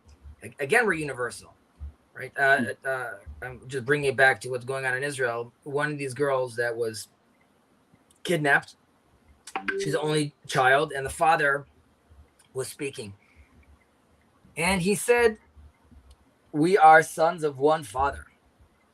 Right? That's what he was like saying. He's like, we have to try to resolve this peacefully. Yeah. And I mean, like, you're seeing someone. It's like two sides of the same coin in a certain extent. You're seeing a massacre waged because of a holy war, and then you see a response of a father who's not asking for them to be murdered. Now he's saying, please, we are sons of the same father, being Abraham. Please, let's resolve this peacefully. Both are still very tethered to the Bible, to these stories, to these lines, to these verses. They're living in that world. That is their operating system, that they're seeing the world. Like the Arabs, the terrorists right now were successful because Allah helped them, right? And Israel will succeed because God will prevail, right? And we're talking to the same God. So obviously I'm biased, but from my point of view, it still requires, like, the Arabs are not idol worshippers, and they are my brothers, but until they recognize the proper orientation, then they're also not going to be called my people yet. But God does, the prophet says God will call them my people. So this is one of my favorite Mishnahs to quote. It's 4:5 in Sanhedrin, and it's talking about when they are going to interrogate the witnesses in capital cases. It says, how do they instill fear in the witnesses in capital cases?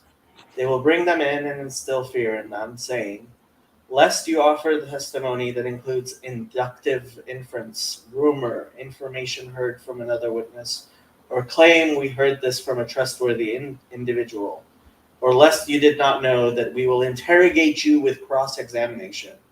You should know that capital cases are unlike monetary cases. In monetary cases, an individual pays money and attains atonement. However, in capital cases, the accused's blood and the blood of his potential offspring until eternity are dependent on the case's outcome.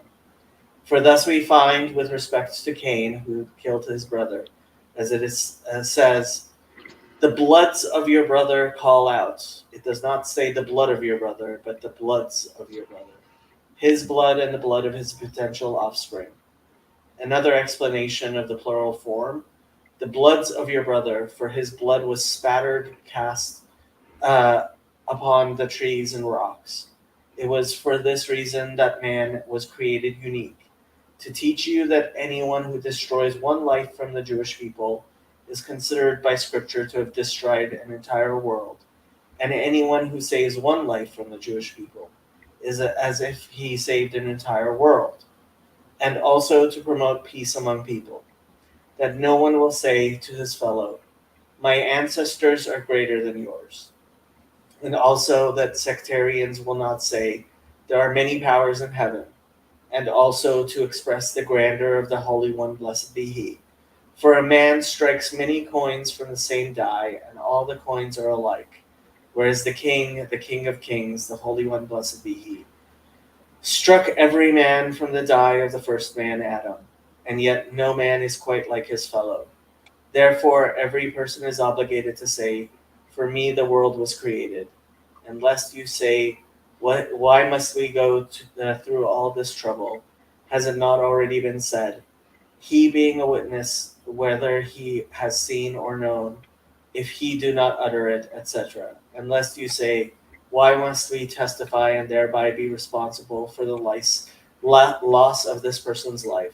Has it not already been said, and when the wicked perish, there is joy? Jacob, do you mind opening up Isaiah? Yeah, I don't like doing Bible studies. Isaiah. Tanakh is for girls. Nach is for girls, especially Yud Isaiah. Aleph 11. Yud Aleph would be 11, yes. If you don't mind scrolling for a second, I'm not remembering the exact verse. Just ask Jason; he knows the Bible by heart. Yeah, I'll not. One second.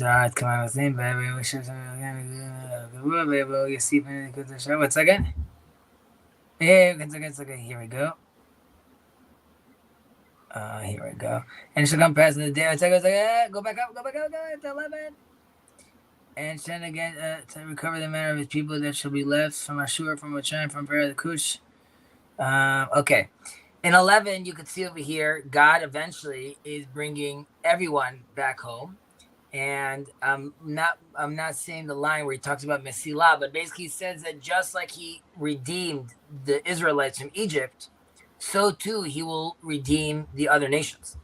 And they will have, even though the Exodus of Egypt is also called the Exodus of Egypt because it's not only supposed to be the Israelites leaving Egypt, but Egypt itself, who was supposed to at that time symbolize as tyranny, is being freed from that as well. But ultimately, all are the peoples of God, and all deserve an exodus. So we're just not there yet, and that's why, as far as the firstborn son, I don't love my older son more than my younger son. Just my older son has a different responsibility, and my younger son gets to see that. Hopefully, my younger son will learn via his older brother how to behave. Okay, this is every time Mesilah shows up in Isaiah. And none of them... 11:16. V'haita Mesilah l'shar Can you amo. see the translation in English? There we go. We were so close. And there shall be a highway for the remnants of his people, which shall be left from Ashur, as there was from Israel in the day that he came up out of the land of Mitzrayim. Of Egypt. So this is, there is a pathway. And this also relates to the line I read to you from Isaiah, which is from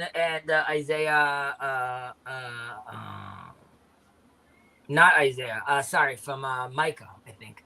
And the many nations shall go and shall say, come, let us go to the mount of the Lord, to the house of the God of Jacob, that he may instruct us in his ways, right? And that we may walk in his paths. And even paths is in plural.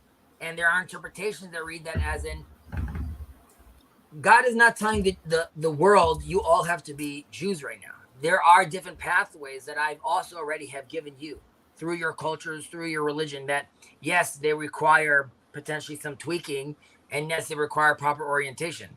But again, there's a sense where the world, the Gentiles, the nations, they come up to the temple, but then they leave and go do their own thing. They still live their life and enjoy their cultures. There's room for everyone, Jason. Even Chazi. Even me. Even Chazi. Yeah, even me. I hope one day. One I day. really do. Yeah, part of me feels like it needs to be soon. I mean, but everyone's been saying that for a long time. Chazi, did you see the image we've started using? I did see the image. By the way, just for the records, you asked me to do a sketch. Yes. In a few days, you said sure. I sent you sketches right away. Yeah. And I wasn't so happy with the sketches. Really? There was too much Hebrew in them. Why are you embarrassed with the Hebrew? There are people who are like zero Hebrew. Oh, people said there's people that want zero Hebrew? Yes. Excuse me for a second. Yes, Ozzy. A new one's gonna start. אתה רוצה משהו אחר? His son wants something else. It's the video that he was watching was boring.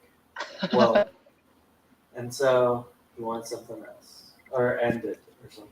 So what sketch? Is it artwork or something? Yeah. So for Fountain of Comfort, we've been. You didn't see the thing? No, I didn't see it. Let me see. How dare you not see it? There it is. Look. Let me look. I'm gonna look. Here it is. Nice. That's the one Hezi did? No, that's the Okay. one a artificial intelligence did. Oh, okay.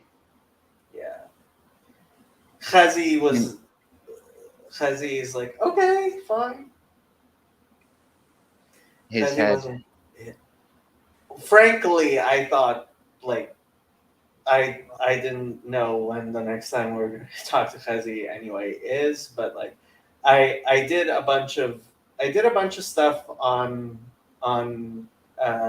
one of these AI image stuff, and this one I think is pretty good. Matt is vectorizing it for us, and which will allow us to make changes if we had Adobe Illustrator, which I haven't had Adobe Illustrator for years. And I'm not that great at using Adobe Illustrator, but Matthew is, and I'm guessing Chazi is. Gilad mentioned that it kind of looks like it's two faces of people who are crying. And I actually wanted that to be like an actual, like, I asked, well, we'll see what Matt comes up with, but I kind of asked Matt if he could actually make it look like two crying people. And I'm not sure about the flourish at the bottom, but like. Okay, so what was not good with mine? Can you go to the fountain one that says Mayam and Nachem on it? Sure. Because that's the one I was going to tweak and resend to you. Chazi. And again, a Mayan is not a fountain, but I'm with you. You know, Jason's well, which also, one? All of them say Mayan. Which... No, there's one that has like water shooting out. I think this is the one you mean. Is this the one you mean? Yeah. I'll tweak that. We'll have more water coming out.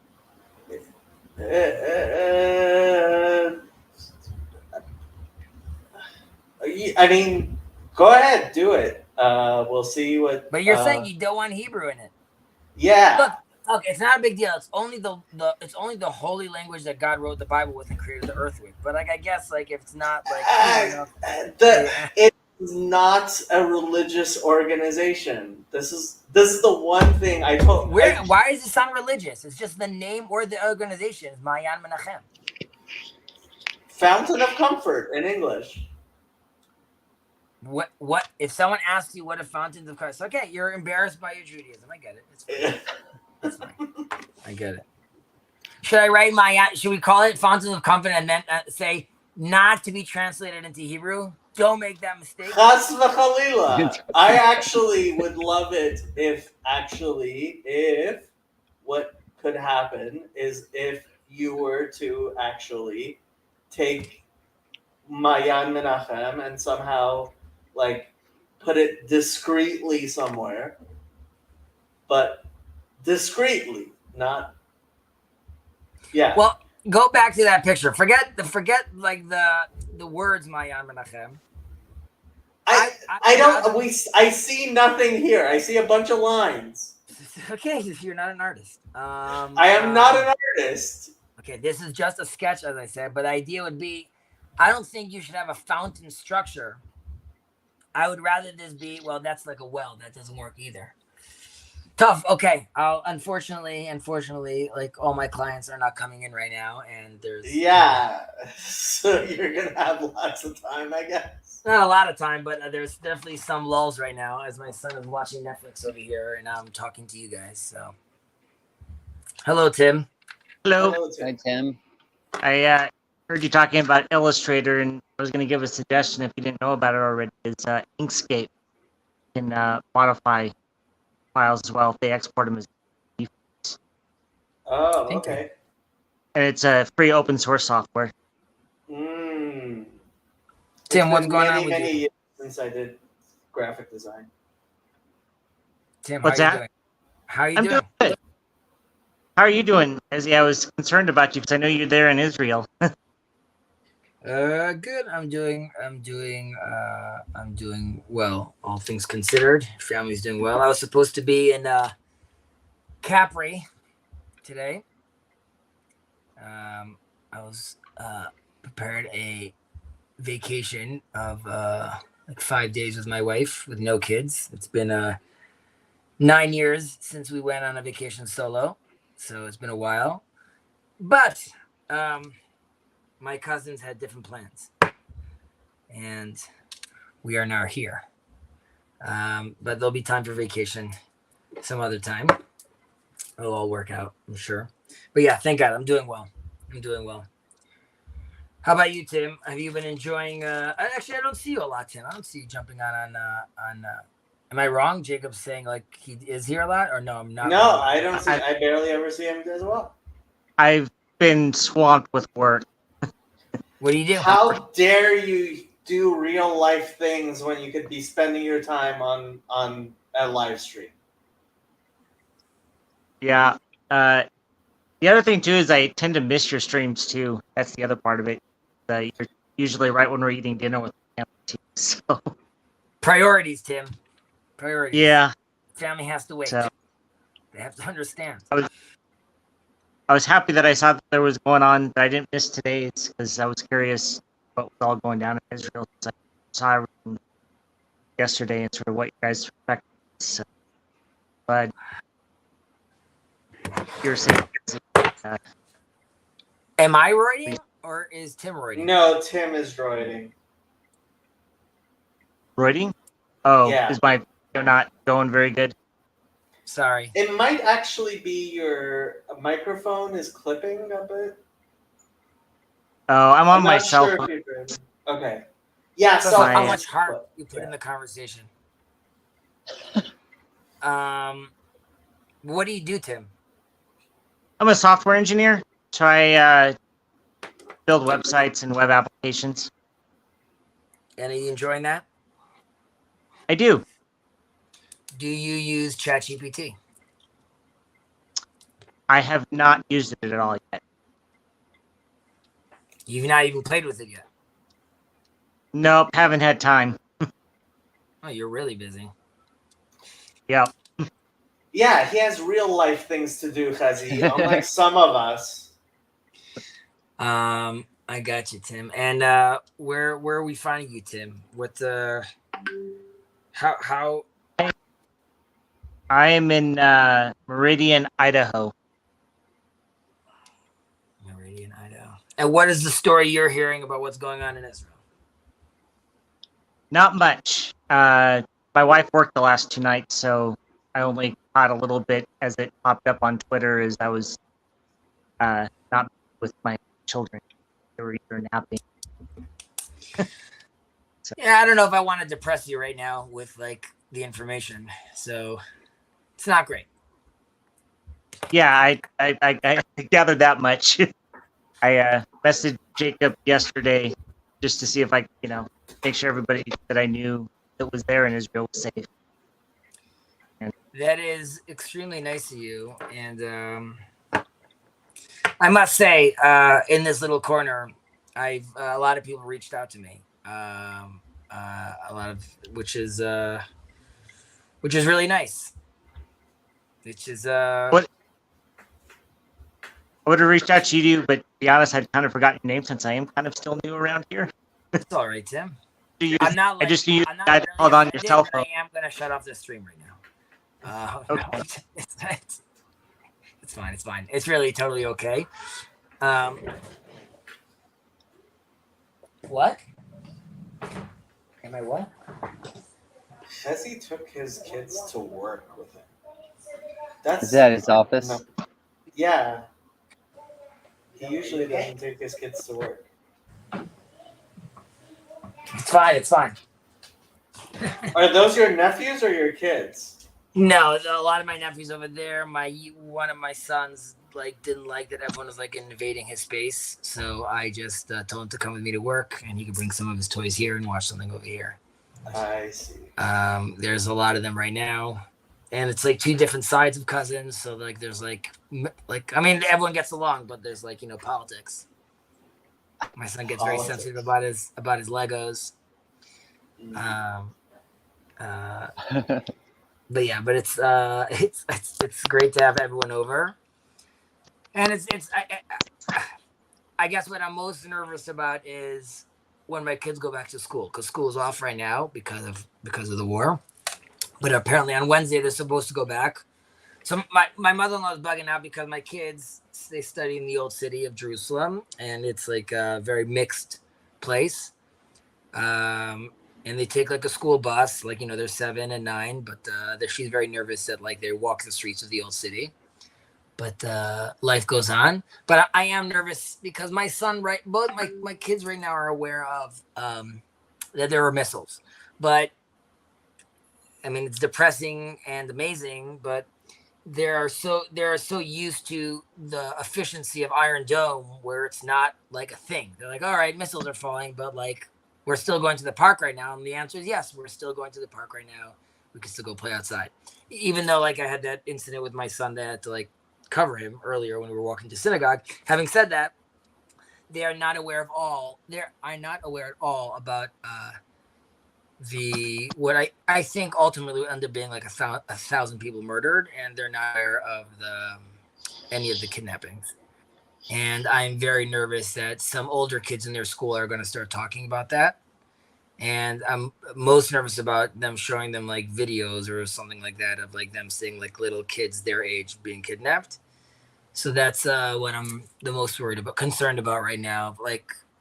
I really want them to not be aware of that at all. I'm just not sure how I'm going to be able to pull that off. Fun times with Chazi. Well, if you just do decide to move to Los Angeles, I can definitely find you. Don't do that. East Tennessee. East Tennessee is way better. My destiny is here. Chazi? His destiny. Yeah. Don't deny destiny. We're not going to get started tonight. We're not going to get started tonight. Not tonight. Not tonight. We don't have to get started tonight. I'm glad you changed the channel to I Support Israel. I'm glad you made a blood oath that you're going to move to Israel next year. All of these are Blood oath. I thought that was intense that you like cut yourself and put it on the screen. But I think that's great. I think that's great. I am meeting on Wednesday or Thursday with Brit Olam, the Noahide movement over here, Rabbi Shirky.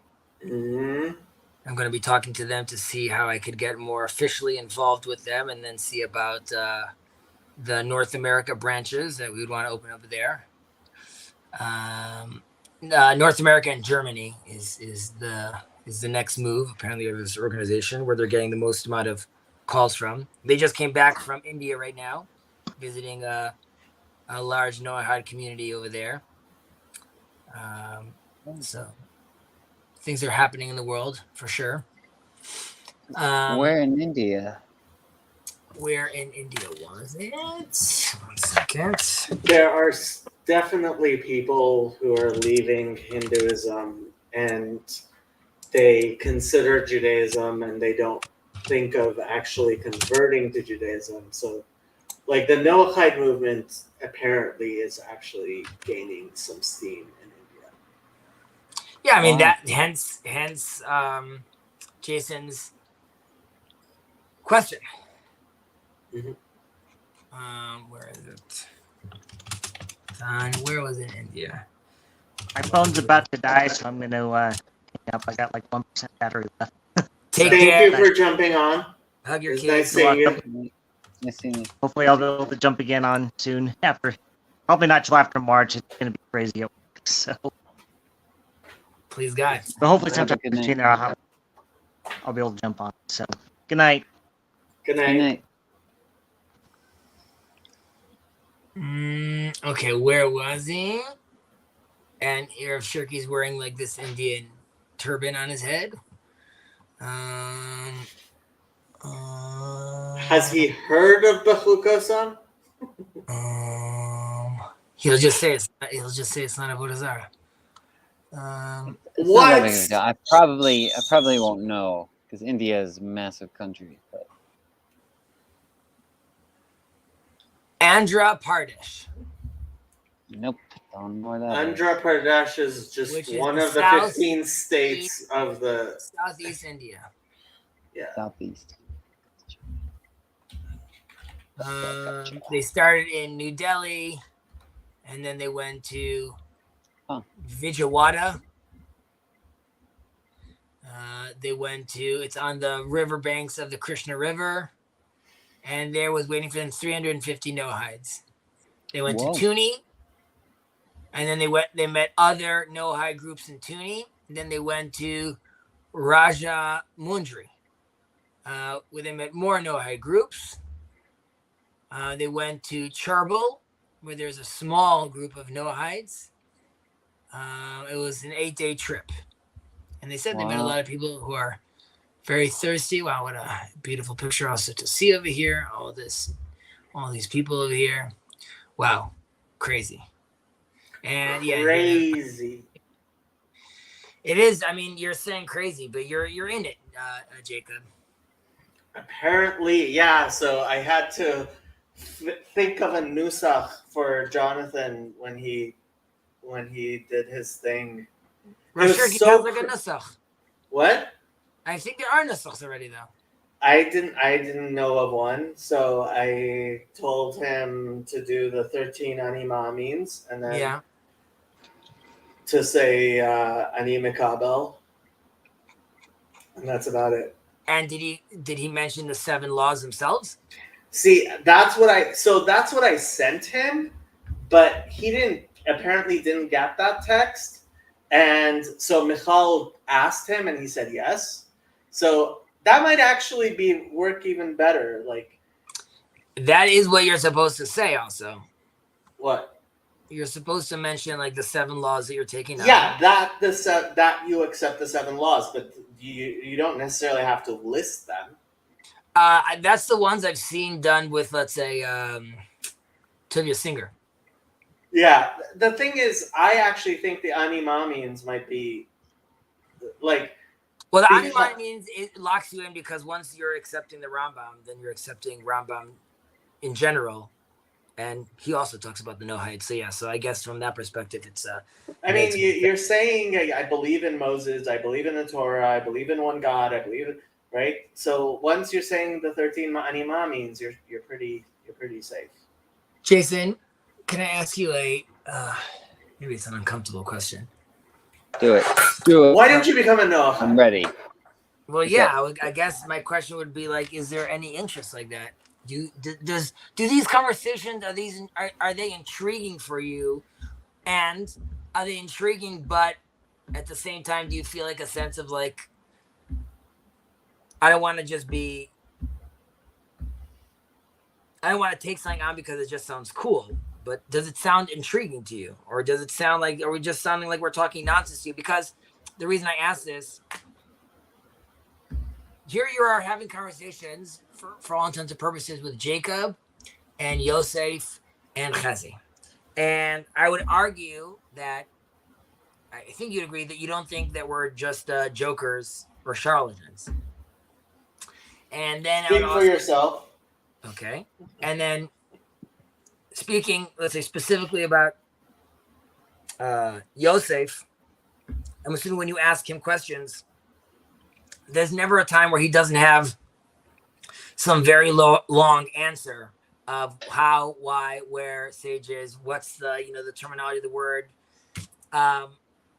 So what do you think about all that when you hear who are these Jews that they interact with me and answer questions and give their perspective, and did it seem strange to you that who these people are? What do you think about that? Man, that's a big question. I mean, first of all, and why pizza? Yeah, because of Mitch. To be honest, Mitch told me to go there. Well, let's see. First of all, I'm greatly appreciative that you guys spend so much time to actually answer these questions. And when I'll actually ask a question, it's a lot of times it feels like you guys are bending over backwards just to because you don't have to answer me at all, much less like you said, give a long answer or really try to get deep into things. I do find it interesting, the Noahide movement. At first, I honestly first heard of it years ago, but it no traction it seemed like at all. It was kind of in passing. Oh, this thing over here is something else. And then when it seemed to gain traction here, I guess that's why I was kind of curious. At first, I wasn't sure what the appeal was per se, because I wasn't sure if it was just kind of a way to, because Jacob mentioned at first, it seemed like some people were just kind of had this bitterness towards Christianity. So you can see that happen not just in Noahide movements, but also in all sorts of other things, Wiccan. I mean, people leave the church for all sorts of reasons, and you can't really blame them because there's plenty of reasons to do that. People get hurt in religion all the time. So I wasn't sure what was going on. But it interests me more that you guys are interested in it, because I'm trying to think of the reason why. When the Orthodox seem to kind of have a rise, if it still is kind of up and coming, I think that's interesting because it was opening a door to symbolism that people had often lost through a lot of different branches of Christianity.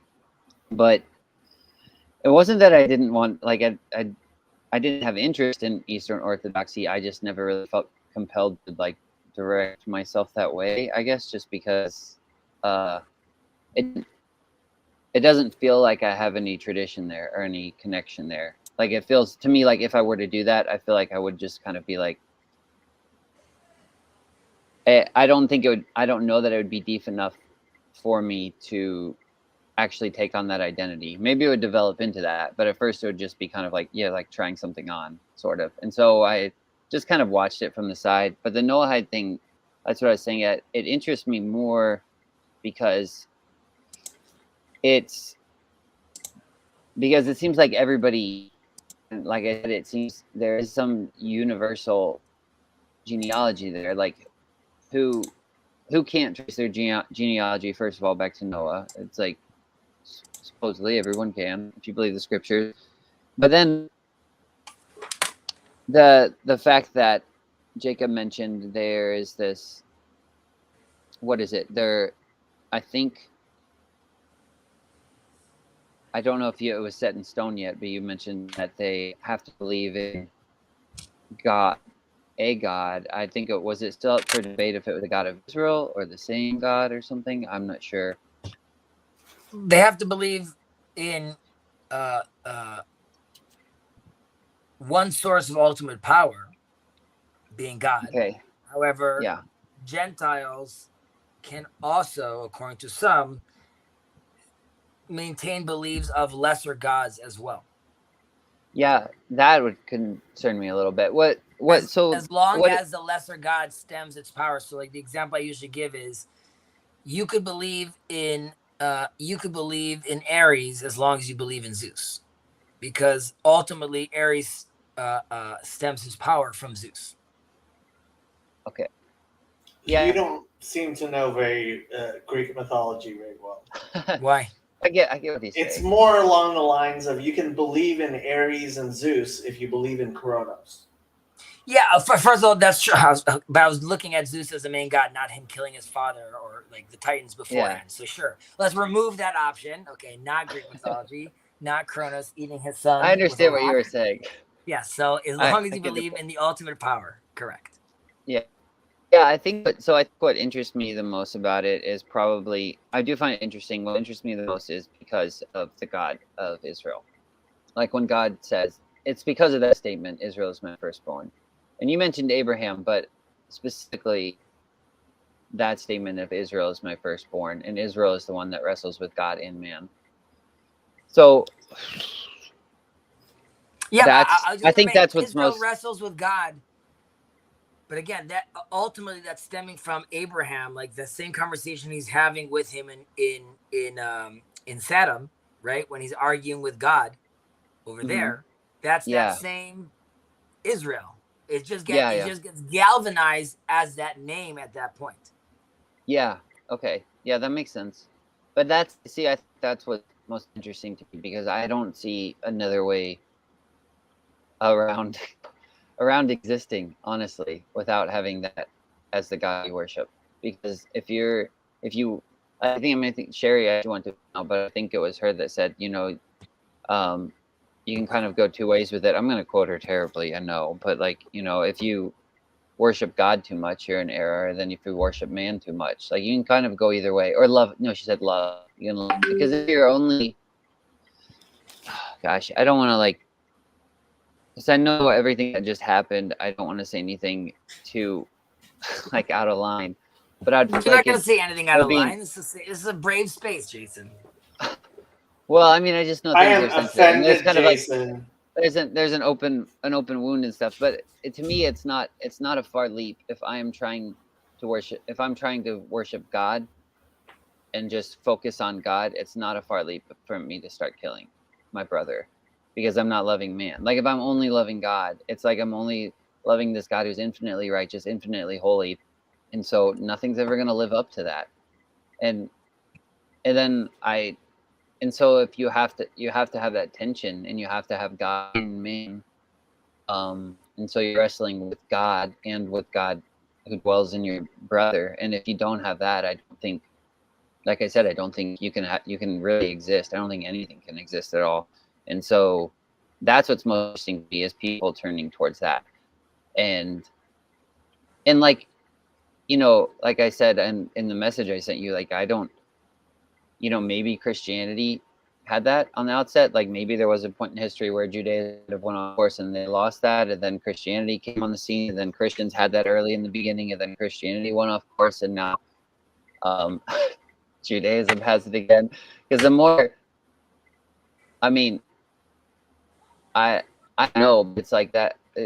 Whether it's one or the other, it doesn't really matter to me, as long as it's the God of Israel. And it seems like the more people turn towards that, the God, if you're going to worship God, it has to be that the God that dwells in man as well. Well, speaking about it being universal, and this relates. What is the verse? Do you know what verse I'm talking about in Ezekiel when they turn into one tree? Oh, it's right after the Valley of Dry Bones. 37? I think 17a, 17:1.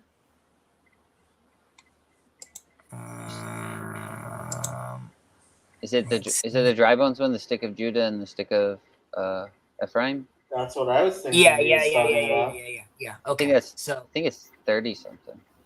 okay, so that is alluding to Messiah ben David and Messiah ben Yosef, the two different messiahs, and also unification within Israel. Also, the groups in Israel, which resemble sort of like form. Well, they represent sort of the structure, the civil structure, the national structure, and then there's Judah inside that represents, let's say, the more spiritual element. And again, this goes all the way back to Cain and Abel, right? Building the city, building a town, like a city, and like Abel being like the spiritual person. So here too, you also have that split in Israel. So with regards to Christianity, and sorry, go back. This is a pattern that is repeats itself in the Bible, and famously, you have in the Messiah, son of Joseph, is Joseph himself, right? And he takes on the universal form. And we see this with his name, Sofnat Paner, right? He gets like this Egyptian name of the dream, the guy who interprets dreams, and he's wearing the whole garb as well.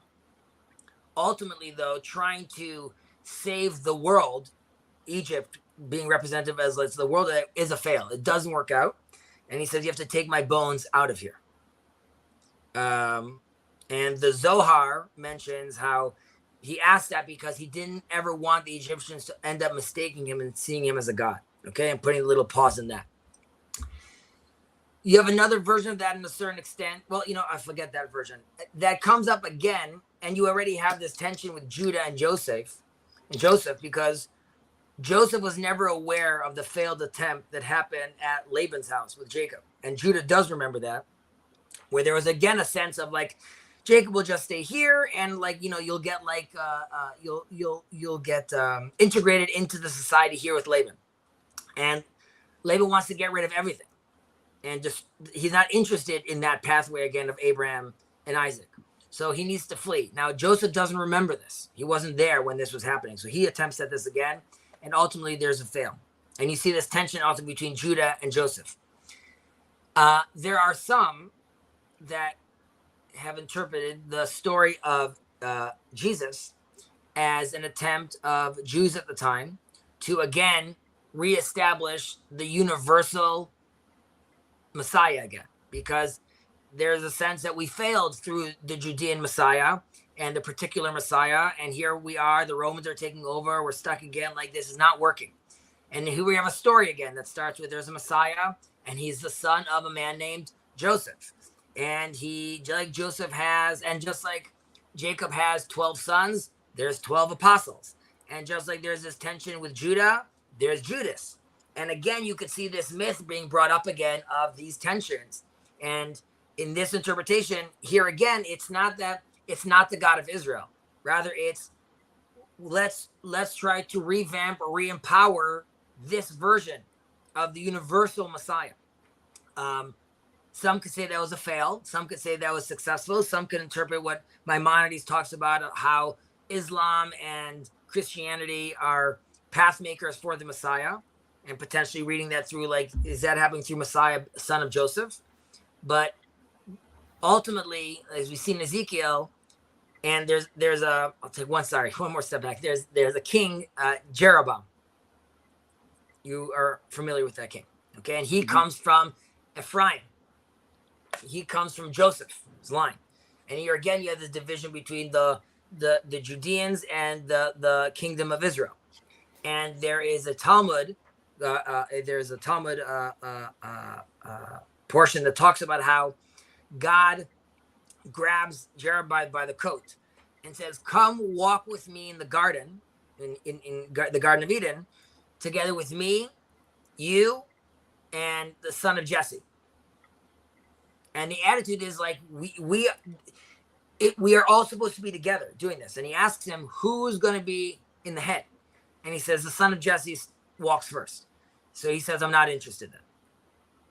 And that is a big tension that we have, which is the portion of Israel. We have the lost tribes and the 10 go missing, but some people say that now within the existing Israel, again, there's two factions. You have secular and you have religious. And then again, this is supposed to symbolize Ephraim and Judah.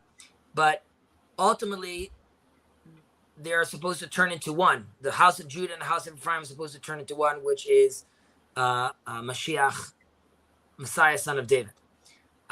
So even in Christianity, while I could look at it favorably, and like Jacob says, like about the crayons and like seeing through like a glass darkly, like going seeing light going through it. I also think it's an attempt to connect to the divine, but it was a failed attempt in that I don't know if it's a genuine article. It's successful that it elevated the whole humanity and brought us to this place. But at some point, people need to look at themselves and ask, who are we? What are we doing? So hence the Noahide movement again, which I think, like, in theory, it could, if built properly, it could offer an option to many of the world religions. Yeah, that's a great way of putting it. Yeah, I think that's what's interesting to me about it more and more. Is like you're talking about, it's kind of this realign or attempt to realign towards the divine. And the one thing that I just find sobering is, and I know it's probably not one of, it probably is one of the laws. I don't know if it's quoted word for word as one of the laws of Noah is, but it's when God says to Noah right after the flood, and he says, "From the hand of every man's brother, I will require the life of man." And that's always, because you say that to the last person on earth, and it's like, who's not everyone's brother at that point? And it's like, so that immediately puts attention on, so first of all, what do you do with God who you're worshiping, and then what do you do with every other person you encounter and the rest of humanity? It's like Jacob was saying, everybody's, when they were talking about orphans, it's like everybody's held of that. And it's like, if you have God saying from, I'm going to require the life's blood of every man, it's reorient. That's what I mean. It's refocusing on the divine, but then what the divine, the God you're going to worship actually is, I think is important, or you end up with stuff like this. And so if you don't have that tension of God and man and really loving both, it's just, I don't see a way around it. You can put anything at the top of the hierarchy and you're just it's either going to destroy you or destroy everyone else. Like, even if it's love, what are the three transcendentals? It's like, goodness, what is it, beauty and truth or something? Like, if truth is your highest value, it's like, then like, who determines that? And then destroy everything that's false, or if beauty is the highest value, it's like, everything's ugly, it has to, you can't just worship anything. You have to have that tension always. Well, you see this time and time again, right? You see we see it in the Tower of Babel, which is like misplaced orientation, and then devastation. And you could see this with God. You could see this with prophets saying that God's not interested in your sacrifices. Like, even if you think that's not the point of orientation, that's also not what I want. You could I mean, this is a harder claim, but you could claim that even what happens in Israel right now, like you guys are too busy fighting about, let's say, what's the most democratic way you want to do this, and not recognizing that like the establishment of the state and the building of what you did over here this is not just done by you yourself with your own power and your own will. Rather, there's God's involvement and His will as well. I know Jacob's not so gung ho Zionism, but just for the example. Disclaimer. Exactly. By the way, which is ultimately the crux of our disagreement, because Jacob knows very well about these 3 oaths that we can't come and take over Israel, being very, very loose about this. But there is a sentence, until God desires it. And that's where we diverge, because my interpretation would be like, since 1948, this is clear to me that this is what God wants, because there's an establishment, we're here, yada, yada, yada, yada, yada. On the flip side, Jacob would be like, if this is what you consider, if this is what you think God's want, then you're mistaken, because there's like this secular land, and not everyone's, I mean, they're not a secular land. There's a secular government, and this is not the manifestation of the kingdom of heaven here. And I would say that these are the sparks, the seeds, and that's why Andrew's wrong. Oh, okay. He's Hey, on. Andrew. Andrew, if you're not VTubing, you can't join. Yeah, I heard about that. Yeah. Why aren't you a I'm sexy little avatar?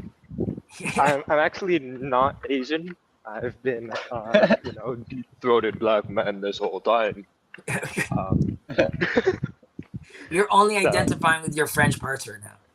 You're not Asian. Exactly. Do you speak French? So how's it been, Hezzy? No, I can't. How's it been? It's not. It has not been good. Oh, okay. Well, I hope it gets better. You hope it gets better. I hear that. Don't Jason, worry, it will get better when the Messiah comes and because he stops blasphemy. I mean, arguably, you could say it would get better when Jacob goes to Israel and recognizes the Messiah is here, because so far. Yeah, I want to see this blood oath. Where is this? No. I'll do it right now. Not a blood oath. Oh, Jacob's blood oath. Yeah. Yeah. Yeah, where's it? Put that palm. Yeah, up. some of us value our lives more than a piece of land, even if it is the land of Zion. You got to keep this rumor rolling. Someone's going to be like, where did this happen? Be like, oh, it's on a live stream. Where is it? No, you don't see it anymore. You took it off. It happened. Yeah, it did. I It swear. did. Where's Shadow? He sacrificed Shadow for Israel. This is one of the things that happened. We don't know where it is. We haven't seen it since. I had this dream, even though it's not happening right now, that like when Jacob would come to Israel for the Israel event, he would just break down crying and realize how wrong he was. He was wrong. Exactly. So wrong. Sadly, only speaking Hebrew and or just Aramaic. Change his name to Yaakov. I've gone by Yaakov for many years. Hey, I'll do this blood oath if you will. Although I'm not a Jew, but Jacob, whatever that matters. It's your chance. I got a pocket knife Blood oath? right here, No, actually. thank you. I'm Awesome. I'm not sure there's any halakhic thing for a blood oath. There isn't. But also there's a good way to take Andrew's cross that he got his tattoo, and we just like a few little tweaks, we can make it look like a little Noah's Ark. Yeah. And then it's all good. Noah. A little Noah's Ark. Yeah. Perfect. All right, guys. On that note, I'm going to attempt to do some work. All Do right. some work. Well, it's great talking to you. I'll be praying for you and Take care. everyone else. So how's it going, Jason? Good. How are you, man? Good. Just had a BBQ and I'm trying to walk some of it off. Oh. Did you ask a girl out on a date? No. A girl. Is there a specific one or just anyone? I don't care. I mean, any girl will do. Yeah. I'm not picky. Jacob I doesn't am- care. I kind of care. I am not picky at all. He can ask any girl he likes. Better get on that before your balls shrivel up. Okay. See?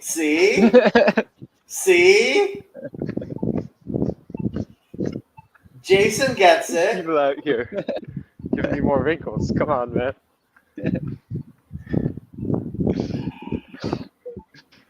Oh, Were you listening when Garth was here with his girlfriend, who was like No, I not just, talking to him at all about Second Temple Judaism, even once?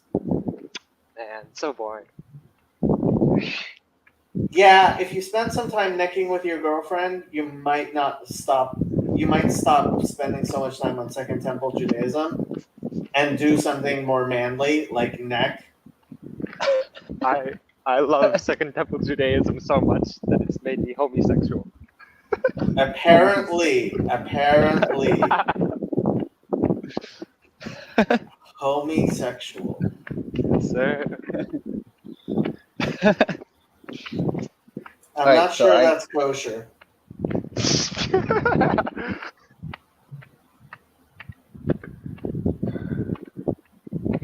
What are we going to do with this guy, Jason? What are we going to do with this guy? I don't know. I don't know how to.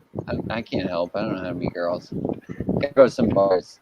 Look for some drunk girls. Drunk That's where girls? that's where it's at. Drunk girls are where it's at? For church. Where do you meet girls? I guess if you're in school, there's probably plenty of girls. He is in school, so why isn't he meeting all these girls? Yeah, there's no girls in engineering. In engineering? Oh, yeah. No comments of the people who are not going to comment. I am one of those. Well, where are they? Yeah, Andrew, where are these girls in the engineering courses who like ask you out on a date? Huh? It's just two single older guys telling you to What's the question? Well, two older guys who realize their mistakes, I would say. Yeah. I realize my mistakes. I have made so many mistakes. I'd go on a date. I just don't know that I'd met a girl who's depressed enough to go on a date with me. Jason, you and I are kindred spirits. We are such kindred spirits. We are very, very much kindred spirits. Yep. Yeah, where's my goth girl? Huh? You know, haven't- Yeah, whatever goth happened girls to are her? good. Goth girls? Are there they none good? around? What? Not in my Are they actually good though? You know what? It's probably because MySpace crumbled. Is why it's so hard. You know. That might be MySpace it. with. Yep. Now what do before- we have?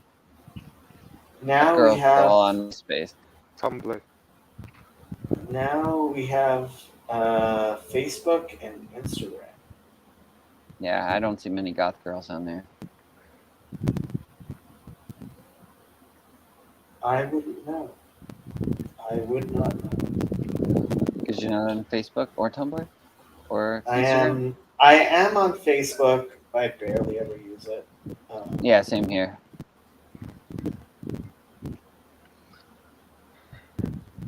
Facebook, Tumblr.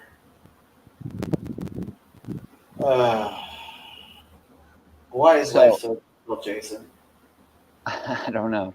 Can I open in arms? No, I probably can't stay too much longer. Sure. All right, so you might want to shut this You can shut down this conversation any point you want to, but Zionism. Yeah. With the idea of thy kingdom come, thy will be done on earth as it is in heaven. Yeah. Like, isn't everybody kind of striving for some sort of divine government on this earth?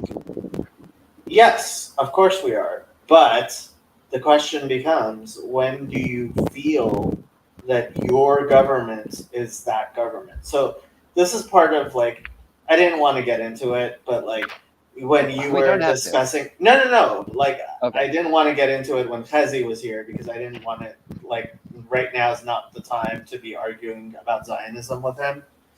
But like you were talking about love of God and love of man, and how you could, if you were doing one or the other, you could go the wrong way, and you need the two to kind of center you. And to some extent, I can understand that view. But I think true love of God and true love of your fellow man, if they are mature and good, then they don't, it's not that they balance each other out, it's that they are the same thing. Yeah, right? I would agree. So if you love God and you really love God, you're not going around being like, oh, I'm holy and like my brother is not. You're like, I'm a putz. Yep. Right? And in that manner, you're not. So like, Khazi's like, yeah, I'm staying in Israel forever. And it's like, well, if like I wasn't a putz, then, and I believed that God was going to, in fact, vindicate me, like, yeah, maybe I would say the same thing, but I am a putz. And as we say in the prayers on the night that this happened, Mipnei chatatenu galinu me'artzenu, because of our sins, we have been exiled from our land. And Chezi wants to believe that the exile is over and he gets to live in Jerusalem. And I would like to live in Jerusalem too. But guess what? I don't know that I am so righteous that I get to live in Jerusalem and the Palestinians don't. That would make me think that you're most qualified to live there. Maybe, but then that is so. Because, well, what is that part in Isaiah where God says who he dwells with? You know, the Most High is with the lowest of men, you know? So, and that's just an interesting statement that the Most High thing you can worship, dwells with the most humble of men. So the fact that you would be a putz and not righteous would be a better place for God to dwell. But it is God who makes those.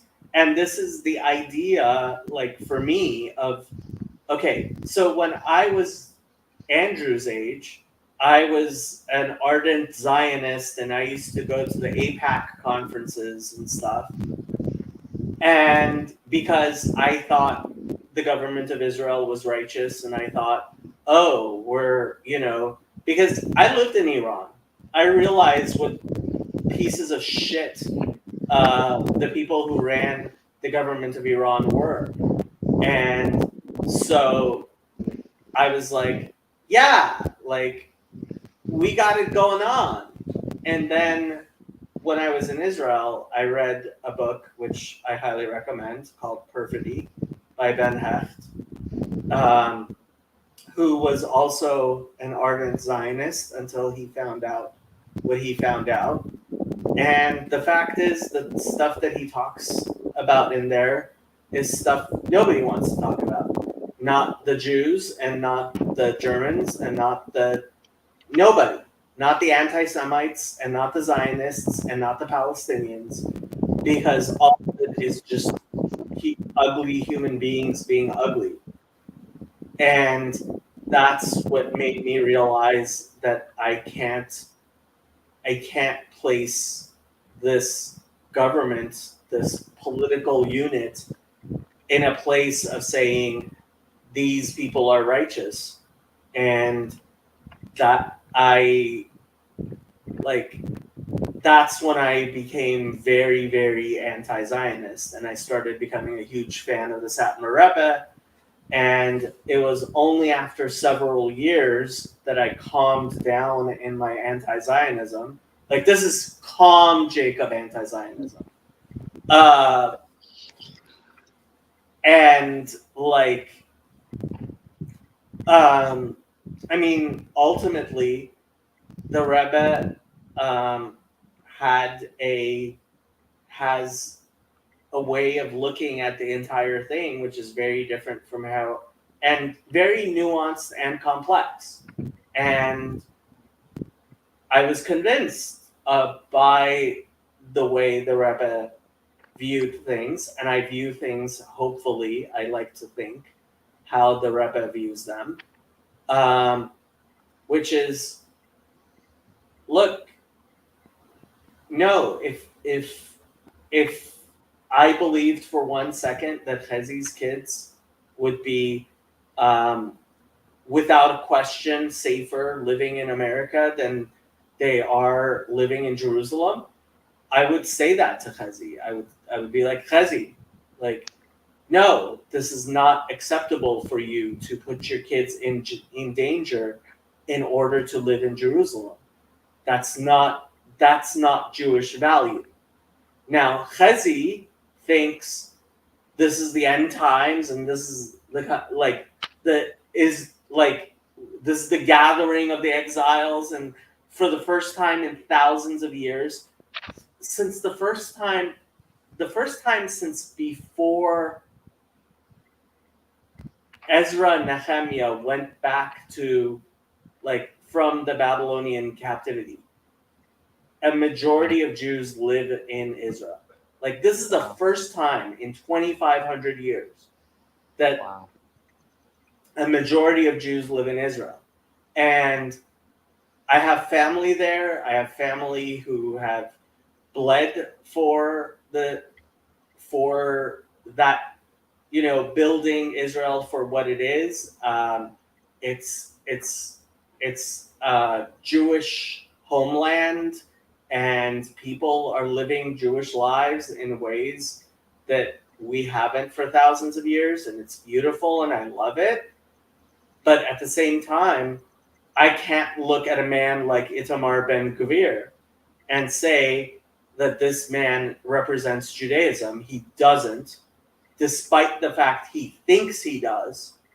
And like, this is not the kingdom of God. This is not the kingdom of God. Benjamin Netanyahu is not a God-anointed king. And so if it is true that Chazi's kids are safer in the United States, then the correct thing for him to do is to move to the United States and abandon this idea of a Jewish homeland, because precisely what I read.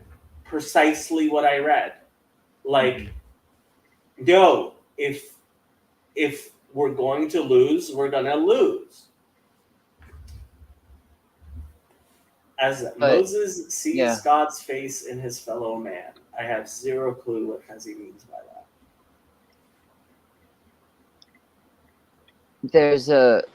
I don't know.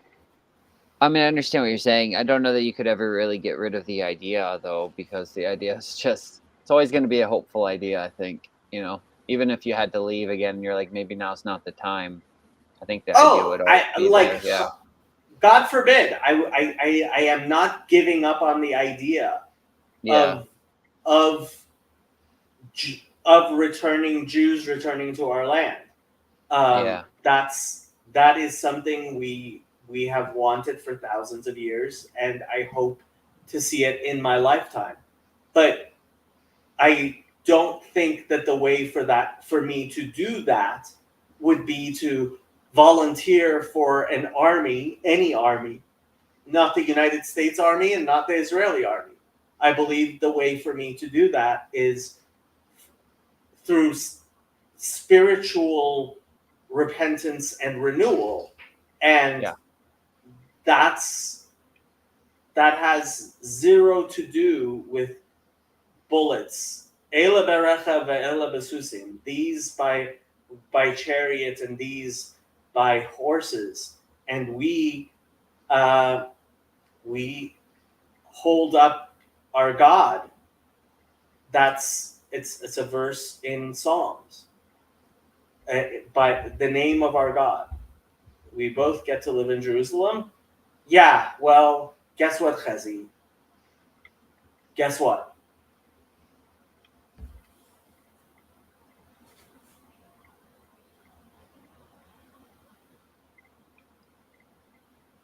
Okay, it's late. Yeah, I'm sorry, Jacob. I'll be praying for you too. Thank you. Pray And this is Andrew, breaking stop all of them. staring at architecture. Go stare at some woman's tits. Yes. I second that. Please Yeah. do. Yeah. Good night. People like that.